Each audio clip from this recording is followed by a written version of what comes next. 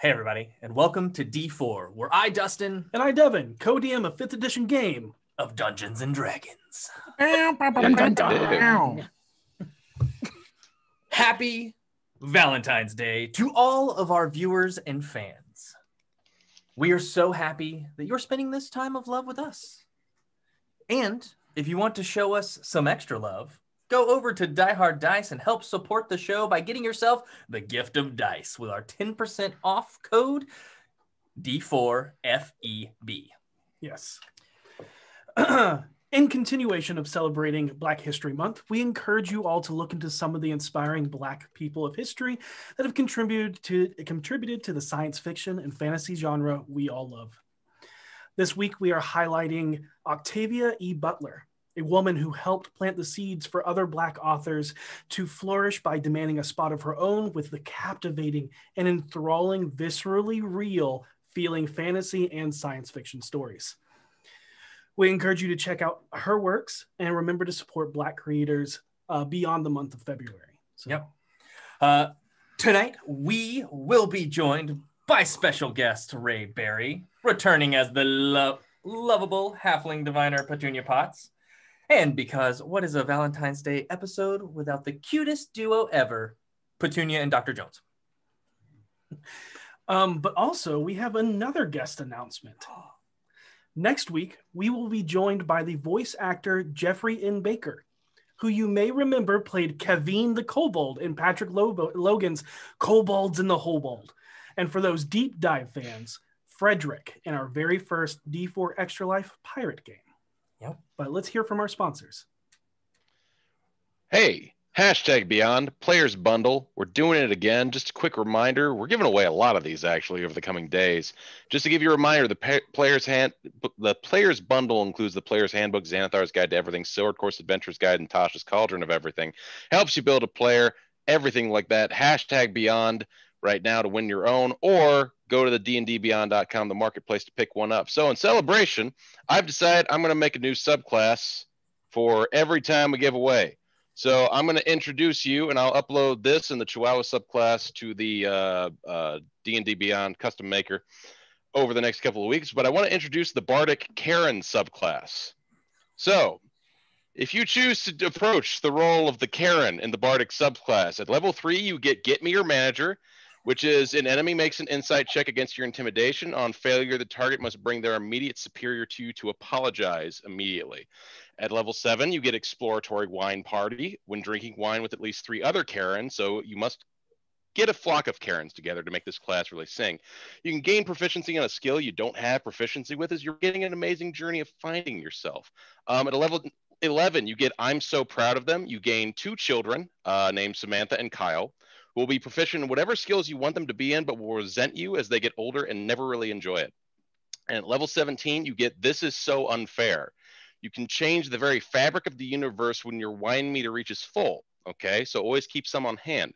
Channeling your own inner pettiness, you can change one facet of reality by going on an hour rant and making an intimidation check to the general ether of space-time itself. So we'll go ahead and put that on, but if you'd like professionals to make your players for you, get that players bundle, put in #Beyond, includes everything you want to make a good player. Yeah, go ahead, follow that up. Go ahead, let's see it. What you got? You know what? I got nothing to follow that up except for absolutely amazing items from BeetleandGrim.com. Hey, Beetle. During the month of February, I think that's what they're calling it, you can get the gold edition box from Eberron Rising from the Last War at a 10 or 20% discount. And this box has a lot of cool stuff in it, such as magic item cards, the Helm of Telepathy. It also has really swanky dragon shards, which you can get individually on their store as well.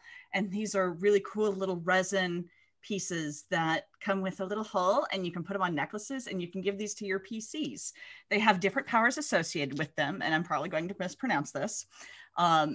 Seabreeze is the gold, and that will be used to enhance your dragon mark abilities in Eberron. Kyber is the dark blue, which is super pretty. And that is craft-bound elemental items. The lightning rail must run on time. And Eberron is the pink red, and that is a general purpose Powering Stone. So you can get these either by themselves in the artifact shop, or you can get them in this amazing gold edition box. Added bonus for the gold edition box comes with tattoos for the different houses. Sweet, sweet tattoos. Get a sweet tat. Get the Eberron gold edition box. BeetleandGrims.com. Eldritch Foundry makes fantastic minis for your table, the best of any kind. So let's say you got your brand new subclass Karen on your table. What are you going to give that Karen to make sure she really sings at your table and looks the best at those wine parties? Well, let me tell you something. They just added the new Vandak set, which is full of really, really cool new armor so that she can come in and be completely immune to anybody's scathing words that they send her way, as well as any sort of like arrows or axes. And then, Valentine's Day is coming up, and what better way to complain about things people give you than to be a Karen? You can hit that Valentine's Day set they have right now and give her some flowers, some presents she'll resent, chocolate she doesn't really like the flavor of, anything you can dream of. It's in there. It's fantastic. You're going to love it. Check out Eldritch Foundry to make the best Karen you can for your miniature today. And if you want a Karen for yourself right here, or any other thing, I guess if you wanted to do something else, you can put a hashtag Eldritch right here in the chat for your chance to win an Eldritch Foundry miniature. How's that? Or go to their website, put in D4D&D for a 15% discount on your own Eldritch Foundry miniature and your own Karen. Eldritch Foundry. Hi, my name's Katie. It's not Karen. Sometimes you can call me Katie Adkins or Cadkins. However, I did recently cut a lot of my hair off and dye it blonde, so I am now 30% more Karen than I was before. And so today is February 14th, and that is Day of Love and more love. So what I love is social media, and now that I am 30% more Karen, I love to complain on social media. It's a really good place to do that. So if you would like to just follow Rock Punch ATL on social media and but not complain like me, because you didn't cut off all your hair and dye it blonde. You should follow Rock Punch ATL on Twitter and Facebook, Instagram. Check out our YouTube as well as our other Twitch streams. And unfortunately, I found out the hard way that you can't talk to the manager of Twitter. So don't try that. And because it is Valentine's Day, what better gift to give those you love, maybe even a Karen, beautiful merch from your favorite show. From d4dnd.com, you can access our beautiful array of things. We have wine glasses, mugs, everything your heart could want. And my favorite thing, and probably the best gift for a Karen, is our purple rash pants. She'll never see it coming. But sadly, we are not playing Krakens and Karens. So without further ado, let us immerse ourselves to the Chronicles of D4. When we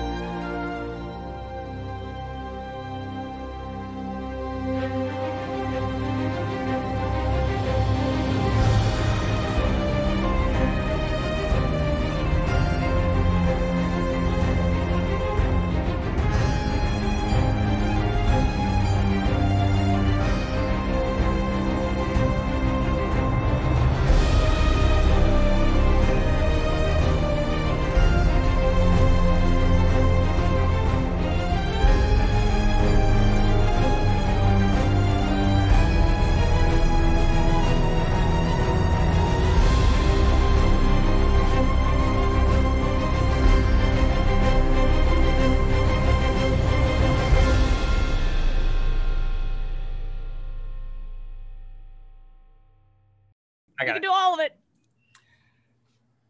Hey, everybody. We're back. And I believe that there was an announcement that was left off of the opening announcements. Lauren, is there anything new and exciting that you wish to bring to the table? Well, I heard that there's one of the people here is going to be on a podcast that they should talk about. So you should actually talk about being on that podcast, right? Also, yeah, I'm the new community manager for Codename Entertainment for Idle Champions. Hi.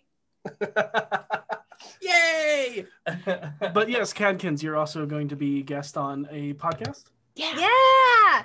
So coming in March, I will be guesting on the podcast Dead Meat. If you guys are familiar, it's about horror movies, and it's a lot of really good fun. They have a YouTube channel as well as podcasts, so you should check it out for shoresies. Awesome. Sounds great.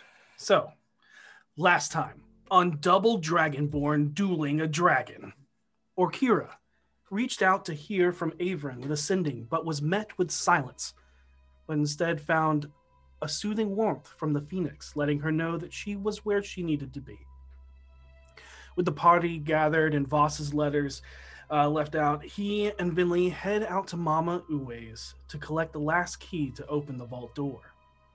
With 10 days past, the cumulative cost of warding the fish from being found by others proved to be too expensive, and Voss winds up in a raw deal to retrieve a flower from the basin of the Unicorn Run in the High Forest through a Gaius. The rest of the group teamed up with Zaraj, Mert, Istrid, Gnarl, and Kaiservex as they head up to Kalane's tower, where Voss and Vinley meet up with them to head into the dark tunnels of Undermountain. After navigating through old, empty noble catacombs, ambushes from oozes, and glyphs attacking passing drow, they come across the old adamantine doorway that leads into the Malerkin Keep. However, they forgot to bring the rest of the ritual pieces to open the doorway. Thinking quickly, the party splits and heads back to the alley to borrow a mithril hammer from Steam and Steel and buy a dawn scroll from the bookworm's treasure. After they enter the old dwarven keep, they traverse through the old stone where they encounter an enchanting tapestry, a black pudding, and a blessing from Dumathoin. Eventually, Harold relinquishes a personal secret to reveal a hidden staircase that digs deep into the earth where they find the Vault of Dragons. But instead of just golden dragon coins, they find a massive red dragon who killed the previous protector and took his name, who believed Orkira to be the reincarnated form of. A battle ignited with Kaiservex's charge in the name of Bahamut. A harrowing battle of everyone nearly being burnt alive ensued if it weren't for the protections of Orkira's Phoenix. Animated gold constructs and Zaraj being controlled through mind-altering spells. Through Voss's taunts and Harold's illusions, the team was able to manipulate Arnax the Crimson Plague's arrogance and paranoia into landing on the ground in order to be attacked, where he was eventually felled. And that is where we pick up tonight's story, with that hiccup. For the rest of the day, well into the evening, you spend almost every moment gathering every gold coin from the vault, shoveling it into Zaraj's portable hole. It is exhausting work, even in its simplicity and ease, as you gather each individual coin that has been scattered and gathered amongst the pillars, walls, and statues of the great dwarven room. A couple of things catch your attention as you do so. The first is that the light from the blazing fires seemed to fade from the torrent of ever-burning inferno they once held to a calm bonfire, causing some shadows to return to the room. You see Gnarl relax more as he seems accustomed to these shadows. When you inquire, you learn from Mert that when an area becomes inhabited by a dragon for a long period of time, it bends to its will while becoming its lair. He also tells you that the area wasn't fully under its control, otherwise the dragon would have been able to direct the flames from the pillars, explosions, firewalls, and sulfur clouds more precisely. The second thing you notice is that the coins all look a little different from what you're used to, especially those that are accustomed to Waterdeep. For those well-traveled, you know almost every city, but definitely every region of Toril has its own press for each coin. Waterdeep is known for its harbor moons, unique only to that city of splendors, and the gold coins called dragons, where they are marked on one side with a dragon, and the opposite, the side, is the first open lord. But these coins, although the same hourglass shape that you're used to, you see the face of Dagult instead of Agaran on one side, and the other side is marked by a lion, the symbol of House Neverember. What are you all doing? I'm tired of looking at this ugly bastard. Oh God. Check How to many see if bags it's have we actually- moved? Hey, these coins look a little weird. Yes, the gold. Ugh, he throws one into the hole. Ugh. I'd like to Vinley- check to see if this is actually gold. Okay, Oh, that's yeah, go ahead and make Intelligence check, And- perception. I mean, perception check's fine. yeah, but do it so with advantage and guidance, Istrid mainly. And Dwarven. Yeah, she would actually. Cleric know of best, gold. Jesus. Yeah. Yeah. Fair enough. Shoot, give me 1 second. and Vinley's going to cast Unseen Servant and Tensor's floating disc. And she's going to work with that person, putting gold coins on the disc, floating it over to the hole, flipping it upside down, and bringing it back. That's how Okay. she's going to do it. That's great. First roll of the night is a natural 20. Oh my god. Hey. Add a D4 for the fun of it. Okay. Yeah. For funsies. 30. Oh my God. Amazing. You know without a doubt that these are real gold coins. They Real gold. They just have been. smelted down and reprinted. Yep. I throw it into the hole and I say, it'll spend just as well as anything else. Yeah, it's gonna give me biceps like you wouldn't believe too. Are we almost done? At the point in where we've uncovered most of the dragon skeleton that's in the back, I'm gonna approach Harold and say, "Hey, do you need a break? Because I could use some help." Sure. Yeah. Break sounds good. Okay. So I was kind of shocked by some of the stuff that the big red guy was saying when we got in here. And I don't know about you, but I wasn't expecting a dragon. Were you expecting a dragon? No, I wasn't expecting a dragon. No. Okay, all right. I was thinking about asking the dragon, not the red one, the other one, a couple questions, and I was wondering if you or anybody else had any questions you wanted to ask. I'll wave everybody over to help come up with questions. The Unseen Servant will continue picking up gold.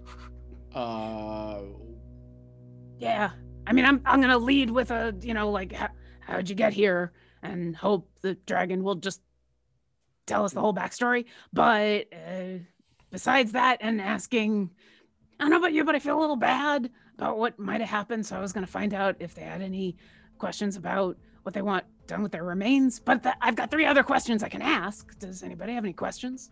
Oh. Yes. Is there anything of particular value here? This vault wasn't just feels ancient. Was it holding something else? Okay, yeah.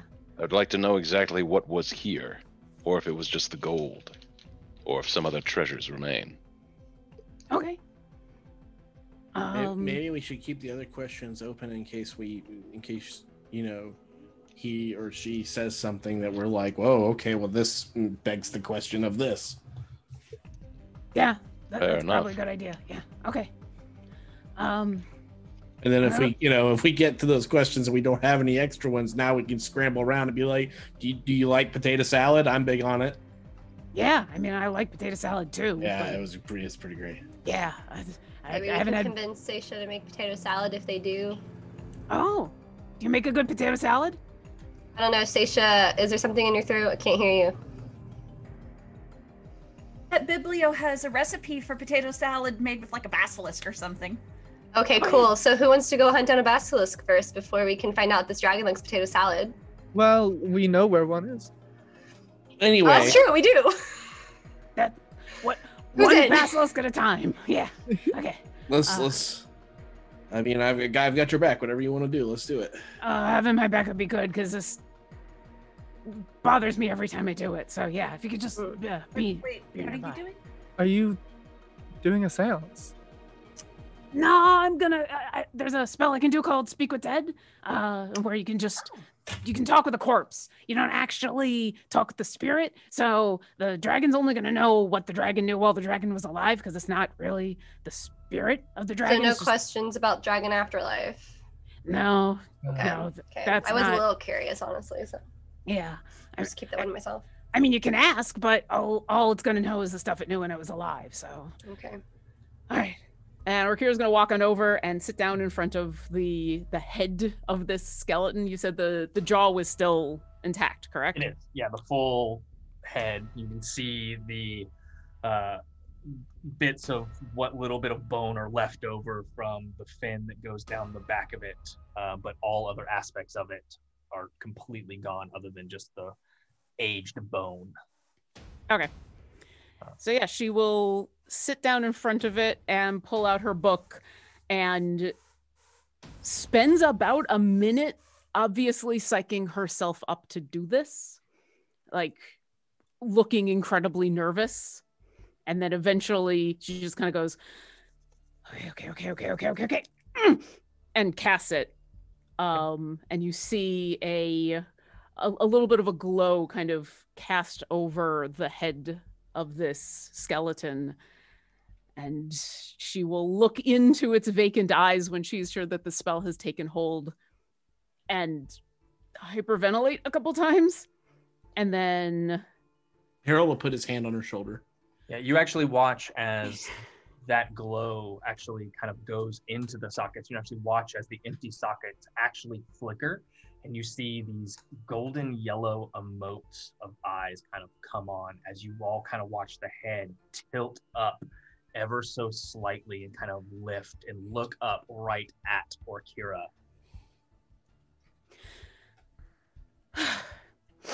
Okay. That's creepy. So far, so good. yeah. Hi, my name is Akira. I'm really sorry that I don't know if you know, you probably don't, maybe you do. I'm really sorry. So you're dead, and I'm really sorry about that, and I feel bad. We have a couple questions that I hope you can answer, and Let him know who killed him. I'm gonna find out. If you have any thing that you want us to do, I'd be happy to do that. But I just wanted to say hi, and I'm sorry. Kira, tell him who killed him, so he doesn't think it was us. So we wanted to let you know there was a big red dragon here that said that they had killed you and we've killed them. Hopefully that makes you feel better. I don't know. Don't answer that. That's not one of my questions. So how did you end up here? There's a little bit of a pause, and then you kind of see the creaking and snapping of bones as the jaw unhinges and opens, and then begins to slowly move as you kind of hear this breath come out of. That is a long story. I'm gonna lean over to her and be like, "Well, you're right. Here we go." And I'm gonna lean back. Over 600 years ago, I emerged from my egg in a nest of flames near the Dragonmere at the hands of Sarmaster, the Dracolich mage.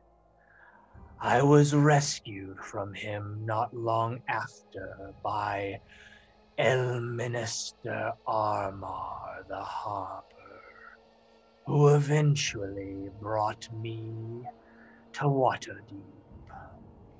He hid me away and raised me to protect Waterdeep from the shadows with the Black Staff, the Open Lord, and the Harpers. I found myself in the halls of Malairbode and befriended the last survivors of Malerkin, a clan who were slaughtered by the evil drow matriarch, Azurna. I was eventually able to wander the streets of Waterdeep freely as I took on the form of a dwarf I called Baroque Clanghammer, in honor of my friends and their worship of Clangeddon. In those years, I became good friends with Halam and Kelvin Orenson. I was then tasked by Kelvin to investigate the meddlings of kobolds in the city. That led me to fighting a ghoul master necromancer, a fiendish orc named Harozak, and eventually got revenge for the Malarkins by stopping Azurna and defeating the demon Queen Loth when she was summoned in these halls. The few dwarves Azurna had imprisoned I set free to join the last of their clan in Falorm, the realm of the Three Crowns. I soon stopped returning to the surface when I heard my old friends had passed and found comfort in these old Mordensamen mithril halls and made it my new home to watch over and protect. You actually hear Kaiser Vex and Mert speaking to one another, and you hear them talking about Samaster. And you learned that Samaster was the first chosen of Mistra since the Seven Sisters, but lost her favor when he used his gifted magics to attack one of them.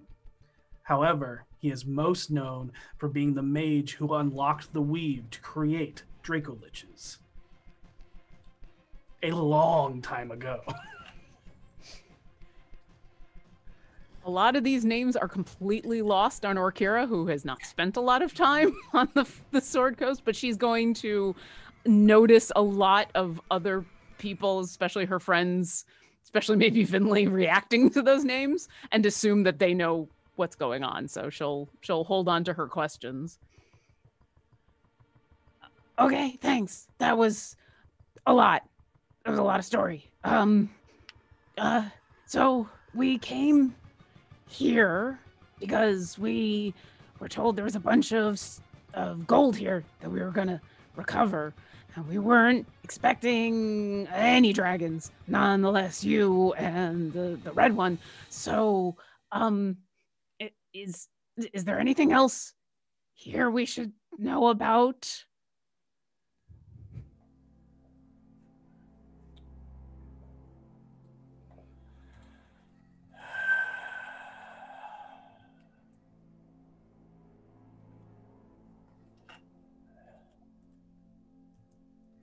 After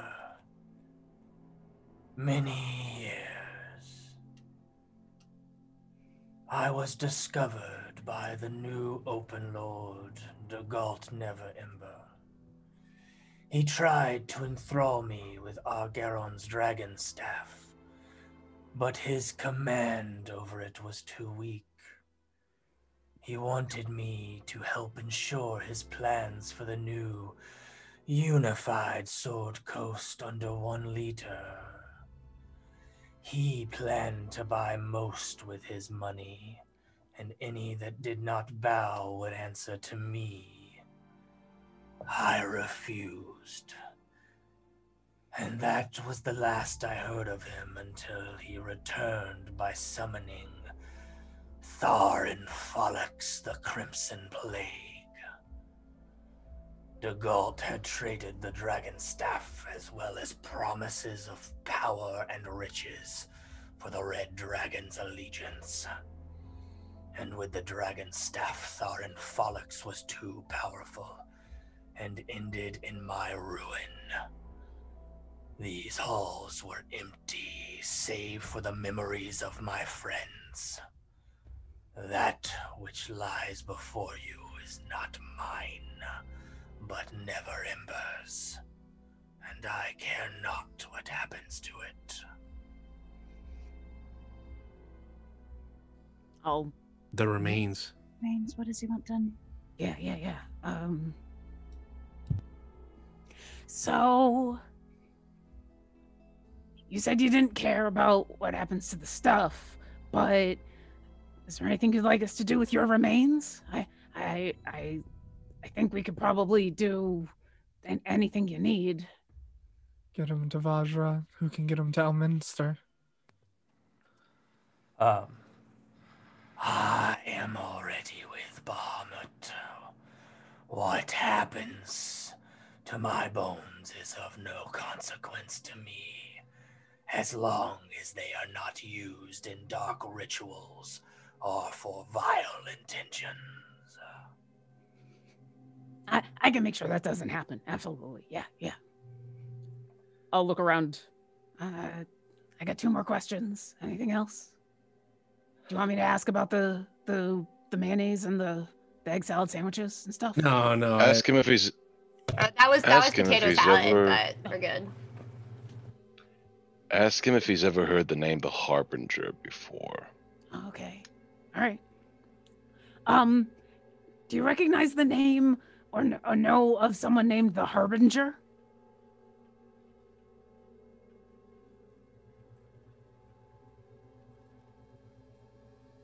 The Elder Eye. The Harbinger is related to the Elder Eye. The Harbinger is related to the Elder Eye? You're gonna have to tell me what that is later, right? Yeah, we'll get you. Okay. And he'll only whispers from the halls left by a man named George. George? George is what he said. George. But nothing else other than it is a title. Maybe we should ask who that guy is and where it was that. Yeah. All right. So, one last question. Thanks again for your time. I really appreciate it. Sorry again about the whole thing with the other dragon. If there's anything else you need us to do or know, please let me know. But before you go, can you tell us anything about this George, who they are and where we can find them? Or maybe a last name. Or anything else you can tell us about George?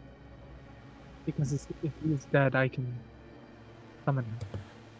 All I know is the surname of Forsworn. Nothing more than that. Something. Okay. Thank you. And with that, that's the last question. So the light fades from the skull's eyes, and Orkara gives out a really pained sigh. All right. I hope that helps. Who's the Harbinger? What's the Elder Eye? What's all that about?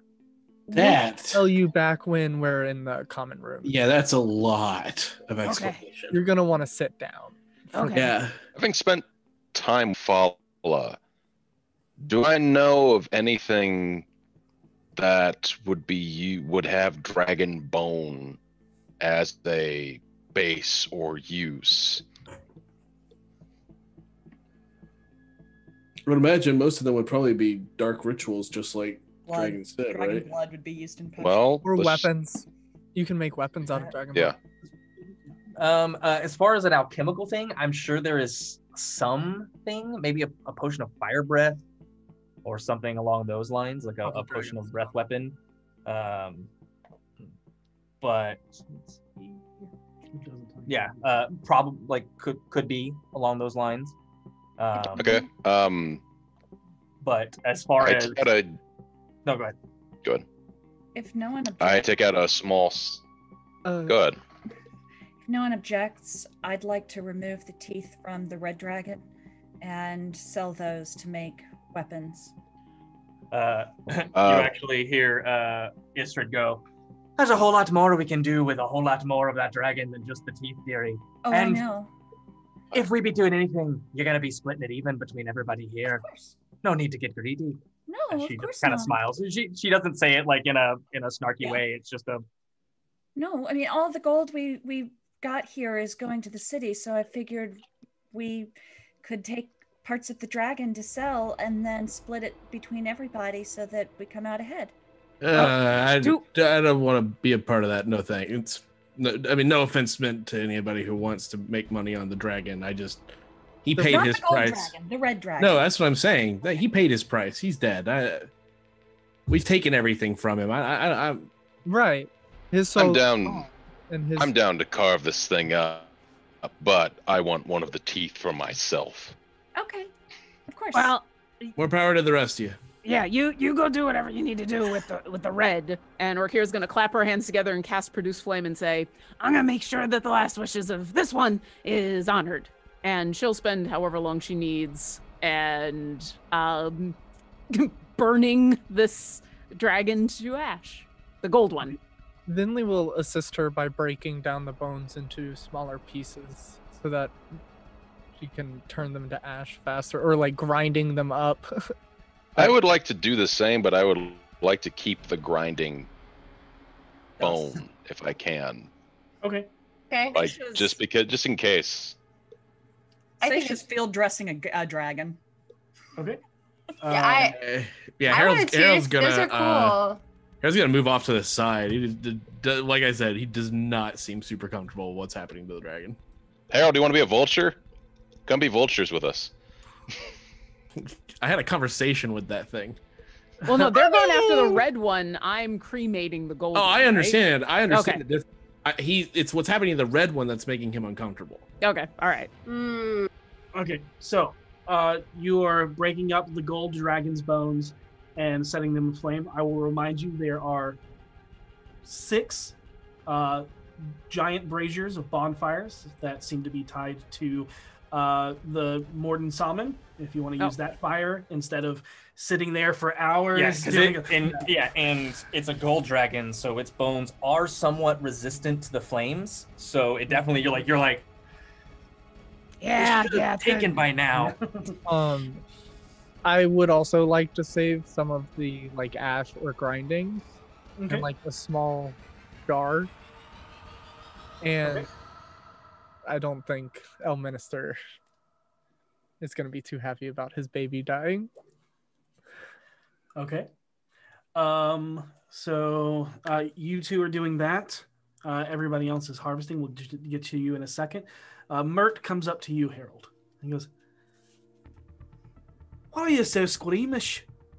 Where do you think dragon scale armor comes from? I wouldn't wear it. It would have saved your aspect there. You're lucky that one's with you," as he points towards Orkira. Yeah, I am. I'm very lucky. We're all very lucky that we had each other here to handle this. I just don't like the idea of carving up something I had a conversation with. As far as I'm concerned, he paid the price. He's dead, and now in my opinion, we would honor the body and do what we had to do to dispose of it properly. In my opinion. But that's totally fine, and I understand that everybody has different uses, and I'm not going to sit here and try to squelch what everybody else is doing, but I had a conversation with the guy. Whether or not he tried to kill me, I did what I had to do, and he's done, and that's the end for me. All right. You do know your friend is carrying the jawbone blade of some other creature. But can you have a conversation with that creature? Never really tried to have a conversation with a Bahir. So that's what I'm getting at. And Kaiser Vex will kind of come up and kind of put his hand on you.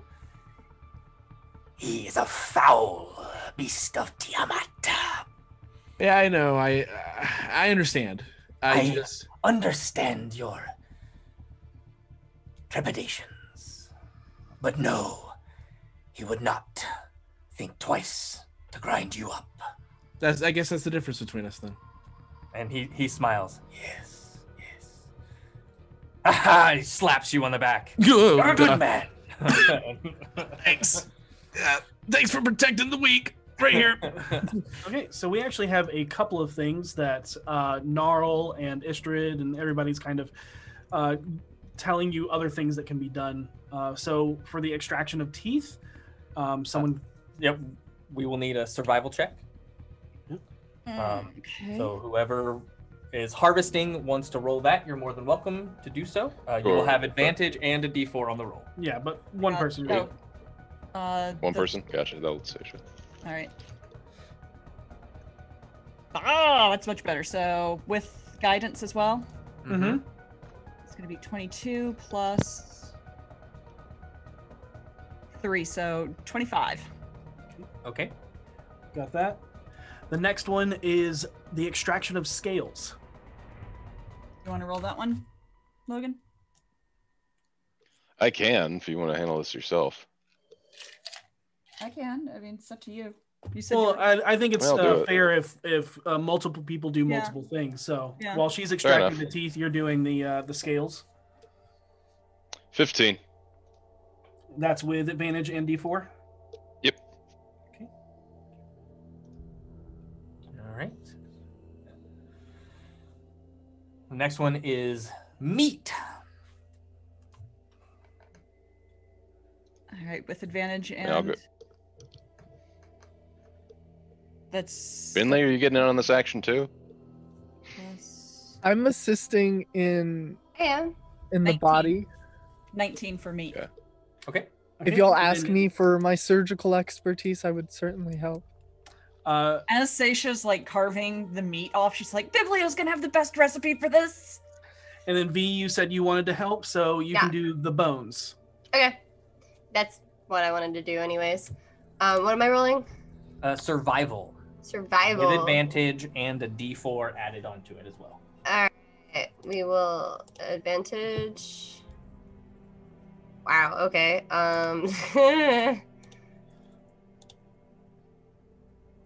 That's 12. Okay. Yeah.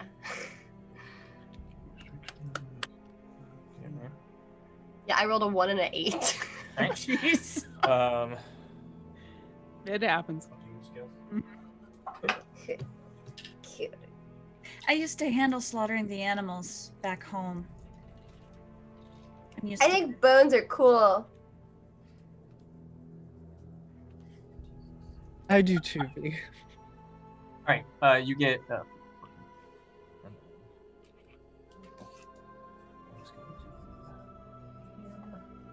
You're saying I think bones are cool as Orkira is like feeding the thigh bone of the gold into the flames. It's just like, all right, here goes another one. This is gonna take a little while. I'll just be here. Mm-hmm.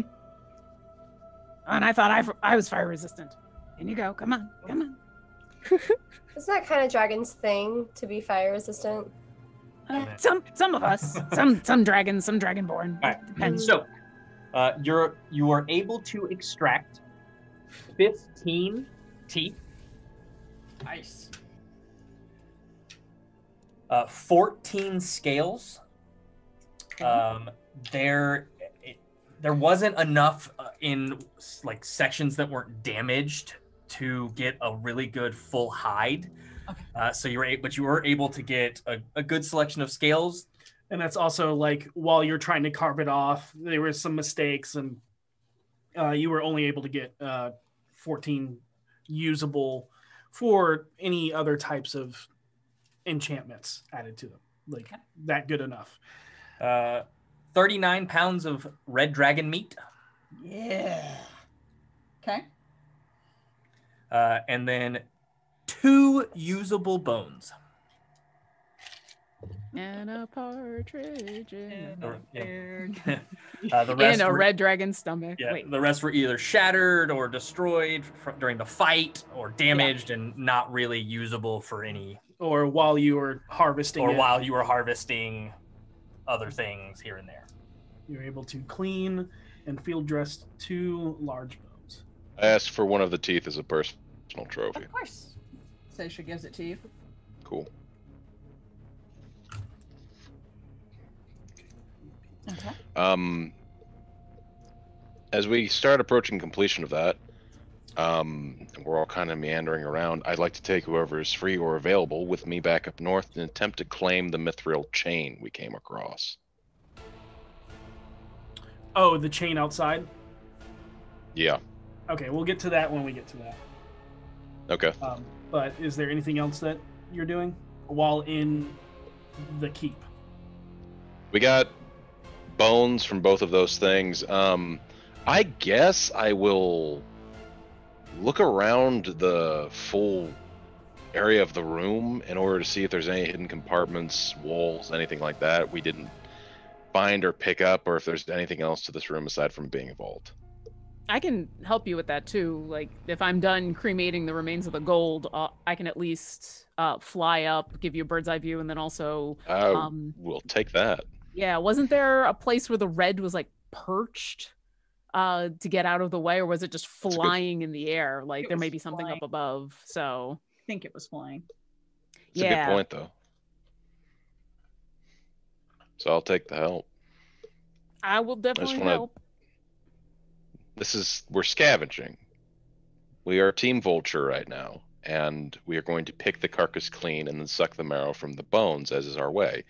I don't know why you gotta put it that way. Like I thought this was like those classic dungeon delve kind of stories that you always hear about adventurers doing, where they go. These are the parts you don't hear about. You don't hear about the time whenever Who's-Its or the Great White Knight What's-Its had to break apart a bone so they could sell it to a merchant for the gold they needed to pay their rent. You never hear about that.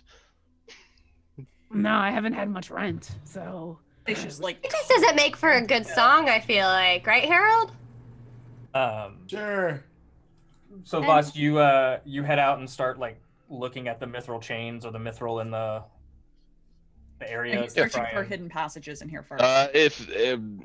Because you asked if we could do anything in the room first, so it's like just searching for hidden walls, passages, or anything we didn't find. It's a general investigation. I can tell you right now, based on Orkira and Seisha's passive perceptions, there is no hidden passages in this room. Cool. Then I go check out the chain. Yep. And for no reason whatsoever, Orkira and Seisha high five each other. I clean Seisha off from I clean everyone off who was taking part in the harvesting. Okay. And I go and pick up my armor while uneasily staring at Harold. He is actually just avoiding eye contact with most of the folks who are handling the drag, not because he's upset, just because he's just he's still processing everything. Yeah, she's removing the armor from her skeleton that she makes. Okay. She's just looking towards you.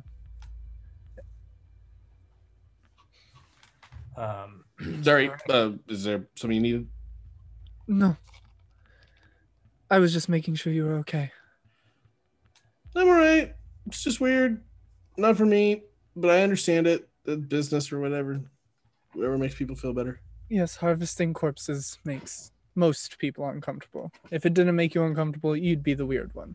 I mean, it's no different than harvesting a cow.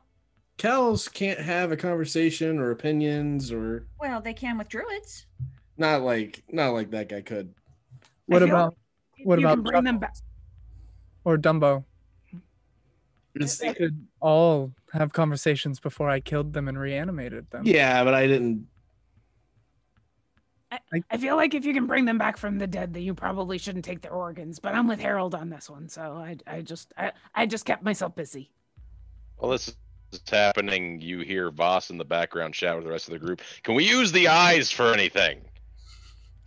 I feel like no one's harvested the eyes. Oh, dragon sweetmeats! Say she goes scampering back to the body.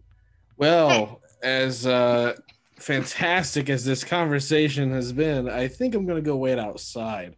And Harold will get up and head outside. Finley, I think the difference for him is that he never had a conversation with your friends before they died. So that might be. Oh, we could have talked them out of the fight. fight. He could have, but he didn't. So maybe that's a life what it a life. is. Everything has equal standing in terms of being alive at one time. True. I'm also gonna go stand outside with Harold because I've already had a lot of introspective conversations about life, the universe, and everything, and I would just rather not. And Orkira will awkwardly walk out. And Harold stand. will wait for Akira and then go out. Yeah. So does this normally happen in Waterdeep? Is this a thing? Yeah. I mean, no, not the dragon, but like, taking everything you can to use it in any way you can to get one step ahead of the inevitable enemies you're going to make. Yeah, probably. Okay, yeah. I mean, that's kind of true where I came from. We just don't talk about the eyes that much. Yeah, this is particularly new for me, but we haven't really had a sapient creature that we could pick apart for parts. I'm gonna be sick. Oh, okay. And I will reach over and cast Lesser Restoration on you. Just automatically, as soon as you say I'm gonna be sick. Last second level. That churning you feel in your stomach from just feeling very uneasy about what's going on goes away, but there's still that heavy heart feeling. You just exactly. Yeah, that nausea. Only I can question. fix the physical. I can't fix the mental. Sorry about that. No, I don't do it's souls. totally fine. You just you being here helps the mental. Okay. Only question. Orkira, did you take a tooth? Nope. Okay, got it. All of that being said, every one of the BFGs minus Harold and Orkira can get a tooth. One person can get two. You have all of the meat. Everyone just asks that they are able to eat some of it for free in your tavern. You have enough scales for something small like a bracer or something along those lines, and you have one bone. Everything else is divvied up against all of the other teams and factions and people that are there. I was thinking that maybe we should just sell the teeth if you guys don't disagree. All of them? I mean, if you want to keep one, then yeah, you can keep one, but Just thought it was kind of cool. Yeah. Because it killed our first dragon. I don't know. I'm keeping mine. That's fine. I want to keep one too. I intended on selling everything anyway. I have no use for dragon parts in my rituals, as far as I know, at least right now. All right, well, Seisha hands out all of the teeth, and there's one left over. Should we sell this one and split the money? Suits me. Vinley would have let you hold on to her loot from the dragon. Okay. Because she's running out of space in her bag of holding. Okay. Yeah, I mean, you got 39 pounds of meat. Yeah. Seisha's going to be probably moving at half speed. Mert will say in your conversation, like, this is your first dragon kill, right? Yeah. I mean, you can sell it if you want, but I mean, that's a pretty cool trophy. Yeah, but I can take the money and use it to benefit people. Or I could... We literally just took 500,000 dragons that's going to be helping people. You can rest easy, love. All right? Or, not rest easy. I'm not going to question what you do at night. Although it might keep me up, you know what I'm saying? All right, anyways. Dragon teeth is a good little heirloom that you could have. Maybe even turn it into a dagger. Or just a necklace. A little nice little hip piece for you, lass, as he looks towards V. Okay. Meanwhile, outsider Kira's like, yeah, and I got so this one's probably gonna be, this scar is gonna be around for a little while, and then the last time I got a dragon, that's where this one came from. I mean, those are gonna be heirlooms. That's like For someone keepsake who scars. hates dragons so much, you keep running into them. Yeah, I know, it sucks. It really sucks. It's been the worst. I would love to go for a little while without having to like run from a dragon. So Yeah. This is my first attempt at running from one. It didn't get far. no, well, you're alive, so that's good. We're all That's here. good. Yeah. Any dragon fight you can walk away from and not be dead, it's a good one. That's solid. I'm gonna Or write that down somewhere. Yeah, but like, yeah, the scars are kind of cool to show off, and those are my keepsakes. That's legit. Dacia's gonna wander over to Voss while they're in the room. Hey, Voss. And she's gonna make sure no one's in listening distance before she goes on. Do you think this bothered Harold because of what he used to do? Maybe. I don't know. Whatever the case, he's entitled to like or dislike what we're doing here. Yeah. I just hate feeling like he's disappointed. This needs to be done. I mean, Not everybody's going to like every decision we make, but Yeah. he's not kicking up a fuss. He just doesn't want to participate, and that is right. Okay. That I don't know, and I don't feel comfortable asking Harold about the history of his. What's the word to use? Alliance. Yes. He'll tell us when he feels like telling us, or he won't, and that will be the end of it. Okay. Thanks. But I wouldn't let it bother So you. good tonight. Is there Yeah. anything else? Oh, sorry. Thought you were done. No, I am done. Is there anything else you want to do before you head out of the vault? Jane. Yep. Oh, yeah. As you go to the chain and start looking at it, Istrid comes up next to you. Sweetheart, if you think for one moment I'm going to let you ruin these great halls and desecrate these chains and anything related to the Mordensamen like it was some coffer for you to pilfer, you best be willing to die for it. Not even saying by my hand. I don't care what deity it is. Never desecrate a sacred effigy of them lest you seek their wrath and punishment. And I definitely wouldn't impair the arcane integrity of the pillars, keeping those flames of the dragon manipulated, etc., as well as these chains, which who knows if it's just holding up this lift or if it's holding up the whole stairs themselves. Are you telling me that it's not intriguing in the slightest? The massive poundage we could get from this, and the coin that could bring to us easily, as well as the weapons and armor that could be made from it, that you're not even the least bit tempted by this. Is your love of these holes so grand? Yes, but Mithril is a blessing, true, but honestly, it's not uncommon. It's barely uncommon. Mithril is pretty easy to come by. And the halls shouldn't miss it, don't you agree? Besides, the Mordensamen pity whatever fool embarks upon that death wish, I assure you. My love for my god outweighs my love for the coin. I assure you that. Well, I can't do this on my own, and if you're not going to help me, it's basically a moot point at this point anyway. I have no idea how to get this off. And if you're not going to assist, then that's the end of it. And she just kind of glares at you. Sorry, love. Not on this one. Not on this. Boss says nothing, but is not happy about leaving loot behind.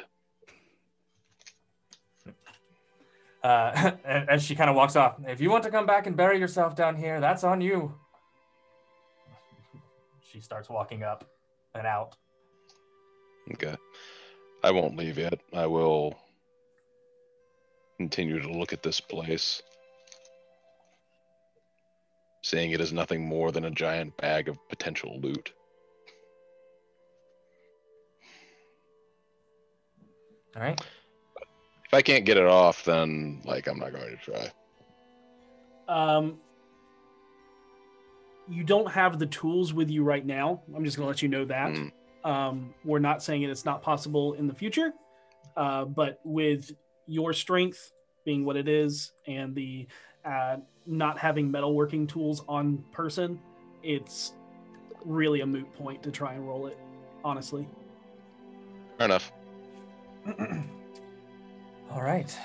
Well, after hours upon hours of harvesting the remains of a dragon and compiling the 500,000 gold coins, Zaraj wraps up the now filled empty portable hole back into a black handkerchief and tucks it away safely. He then walks over to the drow and silently hands him a greater healing potion as an apology and a sign of good faith. In return, the drow, being understanding of someone controlled beyond their will, returns the favor with a small single-use vial of pale green translucent liquid. You all make your way back out, taking the easy route this time, being lowered into the main chamber by Orkira and a well-timed feather fall from Vinley. As you approach the entrance, you find two main doors reclosed. Voss and Istrid, you had to open them. You've already done this. The two main doors reclosed, but easily openable with a little bit of brute strength from the inside. However, as you leave, you see Voss standing at the stairway, contemplating, looking over the rusted mithril, large, like in modern day, boat-sized chain, like for shipping vessels. And you watch the doors slide back closed and notice that the three empty round divots from where the warding locks were once placed. There's nothing there anymore, letting you know that it was something imbued by the former Open Lord as an extra added protection that now no longer exists. However, the Malarkin ritual lock still seems to be held in place. You spend the next 2 hours making your way out of the depths of Undermountain without any major impediment. You are able to suppress the glyph against Drow once again with Counterspell, now knowing when to expect it. You make your way back through the old empty catacombs and back up into the tower basement filled with paintings after speaking the command phrase to pass through the hidden door once again. Well, I'll admit, I was hoping for a little bit more danger, at least on my end. But it's good to see you can all handle yourselves when the world is literally burning around you. Dragons. Nothing to scoff at. And I'm surprised everyone's coming out alive, if I'm honest.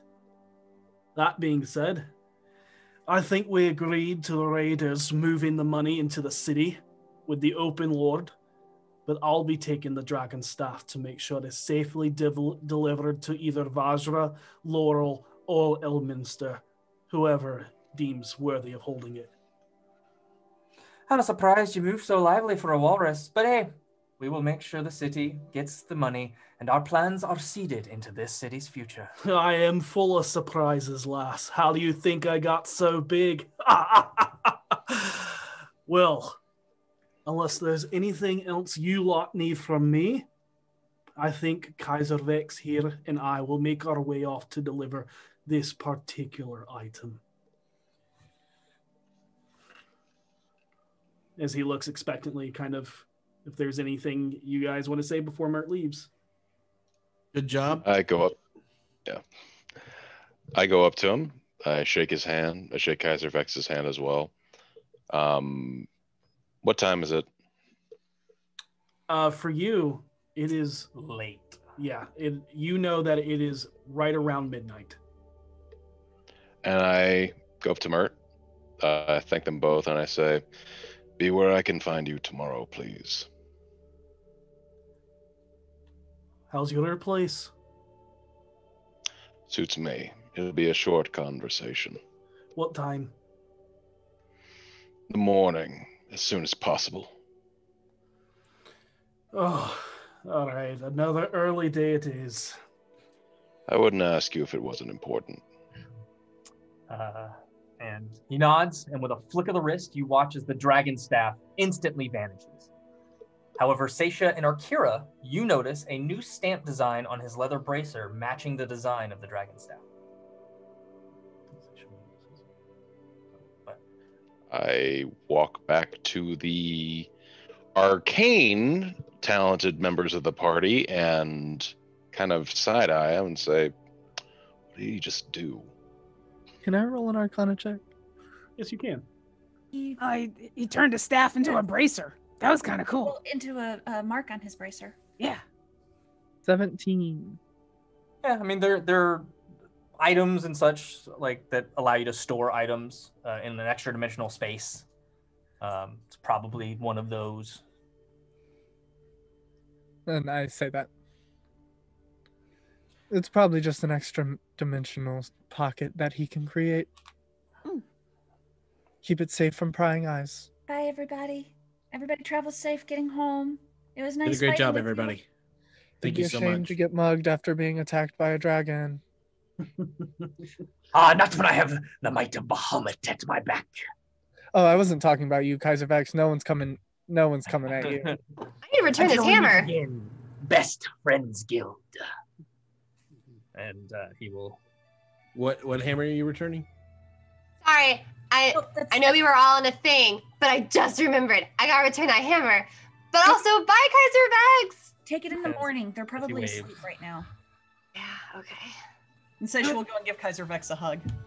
He gives you all a hug and parts ways with all of you and talks about his, the next time he might see you all. He gives you all a hearty farewell before leaving with the seasoned adventurer Mert. Yep.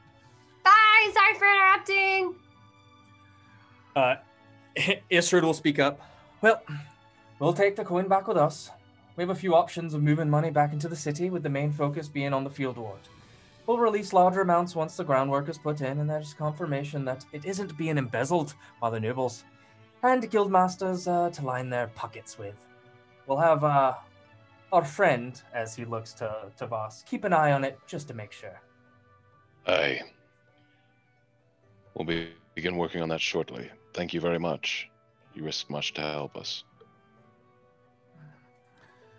Zaraz just nods. And then Gnarl will speak up. Well, after those two leave. Yes, after those two leave. Sorry. And he says, our end of the deal has been fulfilled. Dragon the Earth looks forward to our future endeavors.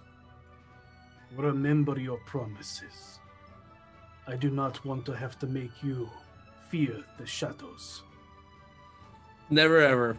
We're going to be working together a long time, and I'll hold my hand out for him. And he'll shake it. Yep. I'm All also- my respect. I'm also going to shake his hand and in Elvish say, I know it's not undercommon, but it's the closest we can do. Thank you for your help, Gnarl. And with a friendly smile, he nods to you all as he steps back into the shadows as you watch him dissipate into nothing before reforming from the shadows on a nearby rooftop. Cool. That's pretty cool.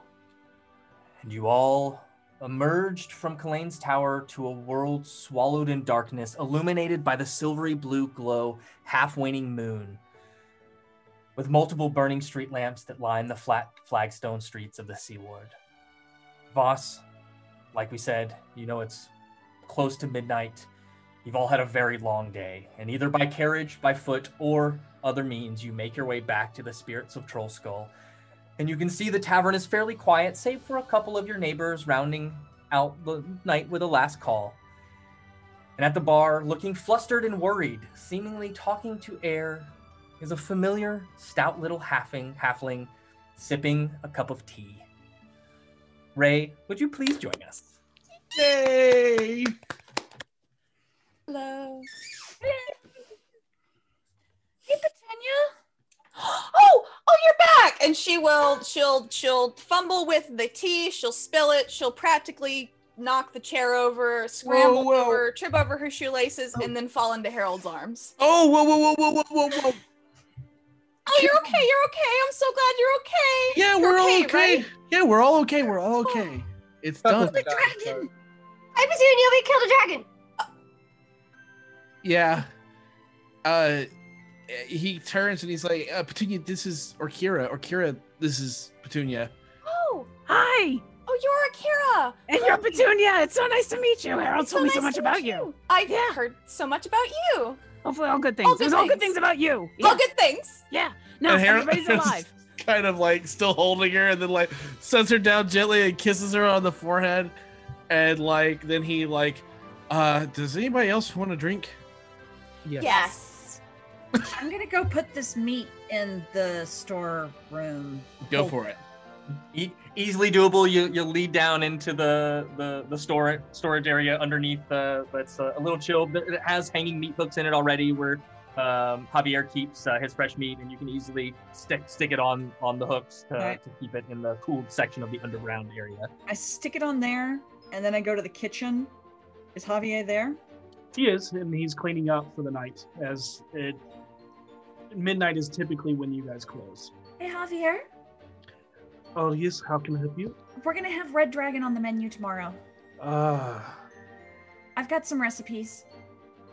You do know that unless prepared correctly, it is one of the spiciest things in all of Toril. I have complete faith in you. It is extremely spicy, so hopefully people enjoy the new flavor palette to the menu. But in order to properly prepare, it's probably going to take at least a day, maybe two, Oh, okay, that's for it to fine. age some time. And it is going to have to be cooked very slowly because it is akin to fire, so it does not heat very fast. But if it is not prepared correctly, it is susceptible to causing horrible cramps and extreme pain, sweating, snot. As for a second tasting, you probably do not want. So basically, if it's not prepared correctly, it's like It's just, I mean, some people out there, they have hothead challenges akin to eating various spicy peppers. You'd have to be crazy to do something like that. And yeah, just I'm not literally right. having these You actually horrible hear- memories that aren't mine. Oh. You hear Aura go, no.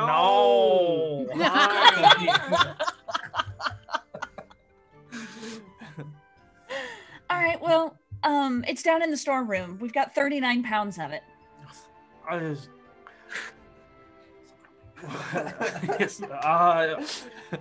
that killed is the dragon probably tonight. that is probably the tavern's budget for the next 310 day. We killed a dragon tonight, so we got the dragon. So it's free. Okay, then I'm not worried. That's just fine. I was about to say if I don't have anything to prepare with the meat, then it's going to be a failure. But this is fine. No worries. It is late. Do you think a mimic could eat it uncooked? He just stares at you, just kind of like what? That mouth slightly agape, just kind of 1,000-yard stare. I don't know. Okay, better not chance it. I'll wait for tomorrow. And she turns around and walks out of the kitchen. So as I'm handing out drinks to everybody, I'm gonna ask Petunia and be like, "What were you doing here?" Waiting for you. Oh, this is sweet. I was worried. You're all Understandably gone, and you're so. always gone doing dangerous things, and you know. Yeah, I mean, yeah. I'm glad I got to see you before I left there, but I'm even more glad that we're all here now. And then I will lift my glass, and I will offer it out to everybody, and I'll be like, a toast to the BFGs and all of our friends. We did the impossible, and we will continue to do the impossible because it's what we do best. Here, a toast. Yeah! Cheers. But tomorrow, after we've had a chance to sleep, right? Yeah. Yes. Yeah. Yes. One impossible thing at a time. Well, I'm about to get impossibly hammered, so I second that. It'll take a while, but I think I can too. And Vinley's gonna turn to Petunia and say, "I'm actually really glad you're here. I've been working on the things you've been giving me." And for the first time, you hear her say in very broken halfling, she's like, I don't sound very good at this language just yet, but your lessons are working. A little less through the nose, but you're doing great. Oh, do you teach languages too? Oh, just the ones that I know. What do you know? I know, well, of course, Halfling. I know, oh my God, what languages do I know? I know several, actually several. She knows, I know, Common, Halfling, Elvish, oh, and the Deep Speech. Wow. Just throw it in there, yeah? Uh-huh. Just kind of, Yeah, just sort of not just even. kind of slipped it right in like I that's. found a cool Not even a book build on up. it. Oh, I'm not complaining. I'm not judging. I mean, that's gonna come in handy one day, I hope. Yeah. It did once. What exactly is deep speak again? Do you remember the things that kidnapped Brunaire a while back and they were talking and no one could understand it? Yeah. It's the language of the far realms. It sounds a little like. So That not whole the thing. language of deep sea monsters. No. Yeah, That would I be cool can. too. The deep sky sea. It's actually a correlation in most mythos across Faerun that a lot of the deep sea creatures are actually abhorrent monstrosities. That makes sense because they're terrifying, and I don't like that. That's why Well, there's a connection of tentacles. you guys realize Tentacles don't remind me, and the eyeballs. Ugh. Many eyeballs. But Don't you guys talk to me. realize what's happening right now? We have no real enemies in the city outside the main two we've had. We've finished everything we were gonna do. He pours himself another shot. We're getting drunk. And we are done. We're done. With the whole reason we all became the BFGs in the first place. I have to write a report. I have to play accordion for a living now again, which I is never want to really hear fun. the word Golar ever again. Yeah, Hear well- about this. Oh well, we went in to the place I was telling you about. This would have been last night that I was with Petunia, right? Yeah. It was last night. Night before last. We went And into it was midday. It was midday. right, it was midday, But I think right. it was yesterday. Yeah. Yeah, so we went to the place that I told you about where the money was going to be. And we got in there, we opened up the door, and there was a huge red dragon in there who had killed a gold dragon who was already there. And we went in there, and everybody was kind of doing cool stuff and fighting. And next thing you know, we down him. And so they do what they do with him, and then we get all of the money. We put it in the hole. We get out. It took us all day. My arms are killing me. Yeah, we fought a dragon and won. That's incredible. I can't believe it's real. It was big and scary. So proud of you all. That's amazing. I can't believe it. I mean, I Yeah. can. It's you guys, of course, but at the same time. Yeah. I mean, I did almost die, but we're just gonna forget that part. And those autographs are going to be worth something now.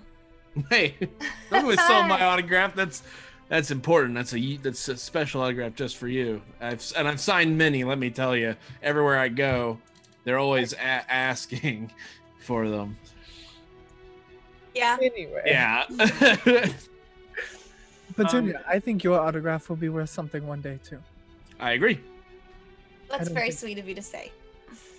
I mean, without you, we wouldn't have been able to survive the sewer fight with your distracting, colorful glitter. I think it was. right in the eyes, no less. Anyone can learn color spray. Well, Seisha, Well, are you okay? Seisha looks like out of it. Tisha, what's wrong? Oh, you're Oh, quiet. you got a frog in your throat again. Now that everything's done, are we still gonna be friends? Yeah. I don't know about that. Hey, whoa. I'm just Look, kidding, Seisha. Even Seisha, even if we weren't going to be friends, we're contractually obligated now because we own a bar together. But you know what? Just for you, just because I like you, I think we're all going to stay friends. You know what's Oh, you, sorry. you know what's nice about getting done with all of the like deadly, great, really awful things when you're friends is then you just get to hang out with your friends and not have to worry about all the deadly, awful things. Until the tentacles show up, and then my life is ruined again. Right. No, but- no, let's not. No more mind flayers. Let's not. No. No. I live in constant fear of him showing up at any point in time. We don't need I have an idea, and I think it's the perfect way to end our night because we're tired and we're hurt. Has anybody else here played a little game I like to call paper football? See, V's the champion right now, reigning champ, and has been for like months. And I'm about to teach y'all a game that's going to seem real stupid on the surface, but we're going to be up till 5 a.m. screaming at each other about whether or not something was a touchdown. Let's do this. I'm going to take another shot, and I will start teaching people how to play paper football or whatever we call it. We'll call it paper orc ball until. Anybody that's playing, just make a dexterity check. There you go. Oh, please let me make a dexterity check. Yep. Yeah, you're actually really good at dex considering who you are. Yeah, that'd be a 22. Oh, that's way better than me. Did you roll? An 18. Hey, I got a Stacey got 10. 14. I also No. got a 10. I got a 21. Oh, wow. And it comes down I'm to going to the- look over at Voss after we've played like a few rounds and be like, well, you got to play too. Voss looks I rolled a very natural 20 on that. out of it in a way. Just kind of staring deep into the fire as this goes on, but kind of blinks back and says, no. Let Yeah. the champion and challenger fight their way through this, I suppose. You got to come in here and show these people up. You've got deft fingers, man. Show them. Can't little halfling beat you now, can you? Roll the 21. Oh, I think you did. Hold on. I need Voss and V to do a roll off, and that will determine who beats who. Who beats Oh, it's not going to be 19. me. It's an 11. who. 19. So about an hour in, it comes down to Voss, V, and Petunia, just one after another. And you can see there's a slight competitiveness, especially between V and Voss. And it comes down to just her getting a little bit too frustrated as her emotions start to get taken over, and strength comes into play a little bit more than dexterity. Yeah, she flings it across the room and just Goes through a wall. Yeah, like, maybe we shouldn't fold them so tight. Parchment triangle just explodes. But then it comes down to Voss and Petunia, and the last thing is Petunia, you are leaning back to try and get the perfect shot, and as you go to flick, your chair falls back, and it creates this. And Voss had just missed his, and it goes up too high. You're like, oh no, it doesn't have the right trajectory, and then it just passes over the Herald's goal scorer's fingers on the other side of the table, making you. I'll catch your chair right before you hit the ground. But oh my gosh! And I'll stand her back up and be like, well, I think we can all agree that I am very drunk, and that was very impressive. You are. I am. Wait, are we impressed at the football thing or at your drunkenness? Because I'm kind of impressed at both. Or him. I am still standing, which means one more shot. And you see, dear. you see scratched across the blackboard. Go to bed. No, from Leave it says celebration. Question I mark. will put thumbs up and be like, we have conquered a dragon. It's not even a euphemism. We actually conquered a dragon. So yeah, we did something good for the city. And and he looks around and he's like, I think about how much we had to sacrifice and how many people lost their lives, and I just want you to know that I'm going to do everything I can to make it worth it. And I think we all should, because as much as we're celebrating, we should take a moment to consider all the people that changed or aren't with us anymore. Or I'm just glad that we're all still here, and I love you all very much. Love you too, Harold. We should throw a celebration though. Yes, Wait, more than night this? to get another night to get drunk. Yes. Or We should Kira. get the street. We should get the neighbors. Let's You have- Everyone should know what you did. Let's plan for 1 and 2 days. That'll give us a day to get everything arranged, and then a day to get ourselves ready. Yes. Be prepared for a party. Our street likes to Get crunk. really go all out. Is the best. That they do. I like to pop off. It's true. We're popping off street. Yeah. In the meantime, I'm gonna hang out here at the hearth for a little bit, and then I think I might head to bed. I think I'll join you. Thank you. I'm going to attempt to write the first part of my report, but we'll see how that goes. Good night, everyone. Enjoy being a magic cop. Magic Cop. Magic Cop. Who's Magic your sidekick? Magic Cop. And It's a actually- wand. It's a magic wand, and it's here to help you because you're a magic cop. With a skeleton, buddy. Who's the bad cop and who's the good cop with that? I don't. Then Okay, Lee's I think definitely both the of you bad have done with your drinks tonight. Let's go sit by the fire. And she'll like both try to like the backs of like Harold's knees and V's calves. And both push them along. Like, let's go sit down. As Vinley walks upstairs with her probably 4th or 5th glass of wine, you hear her go, do, do, do, do, magic cop.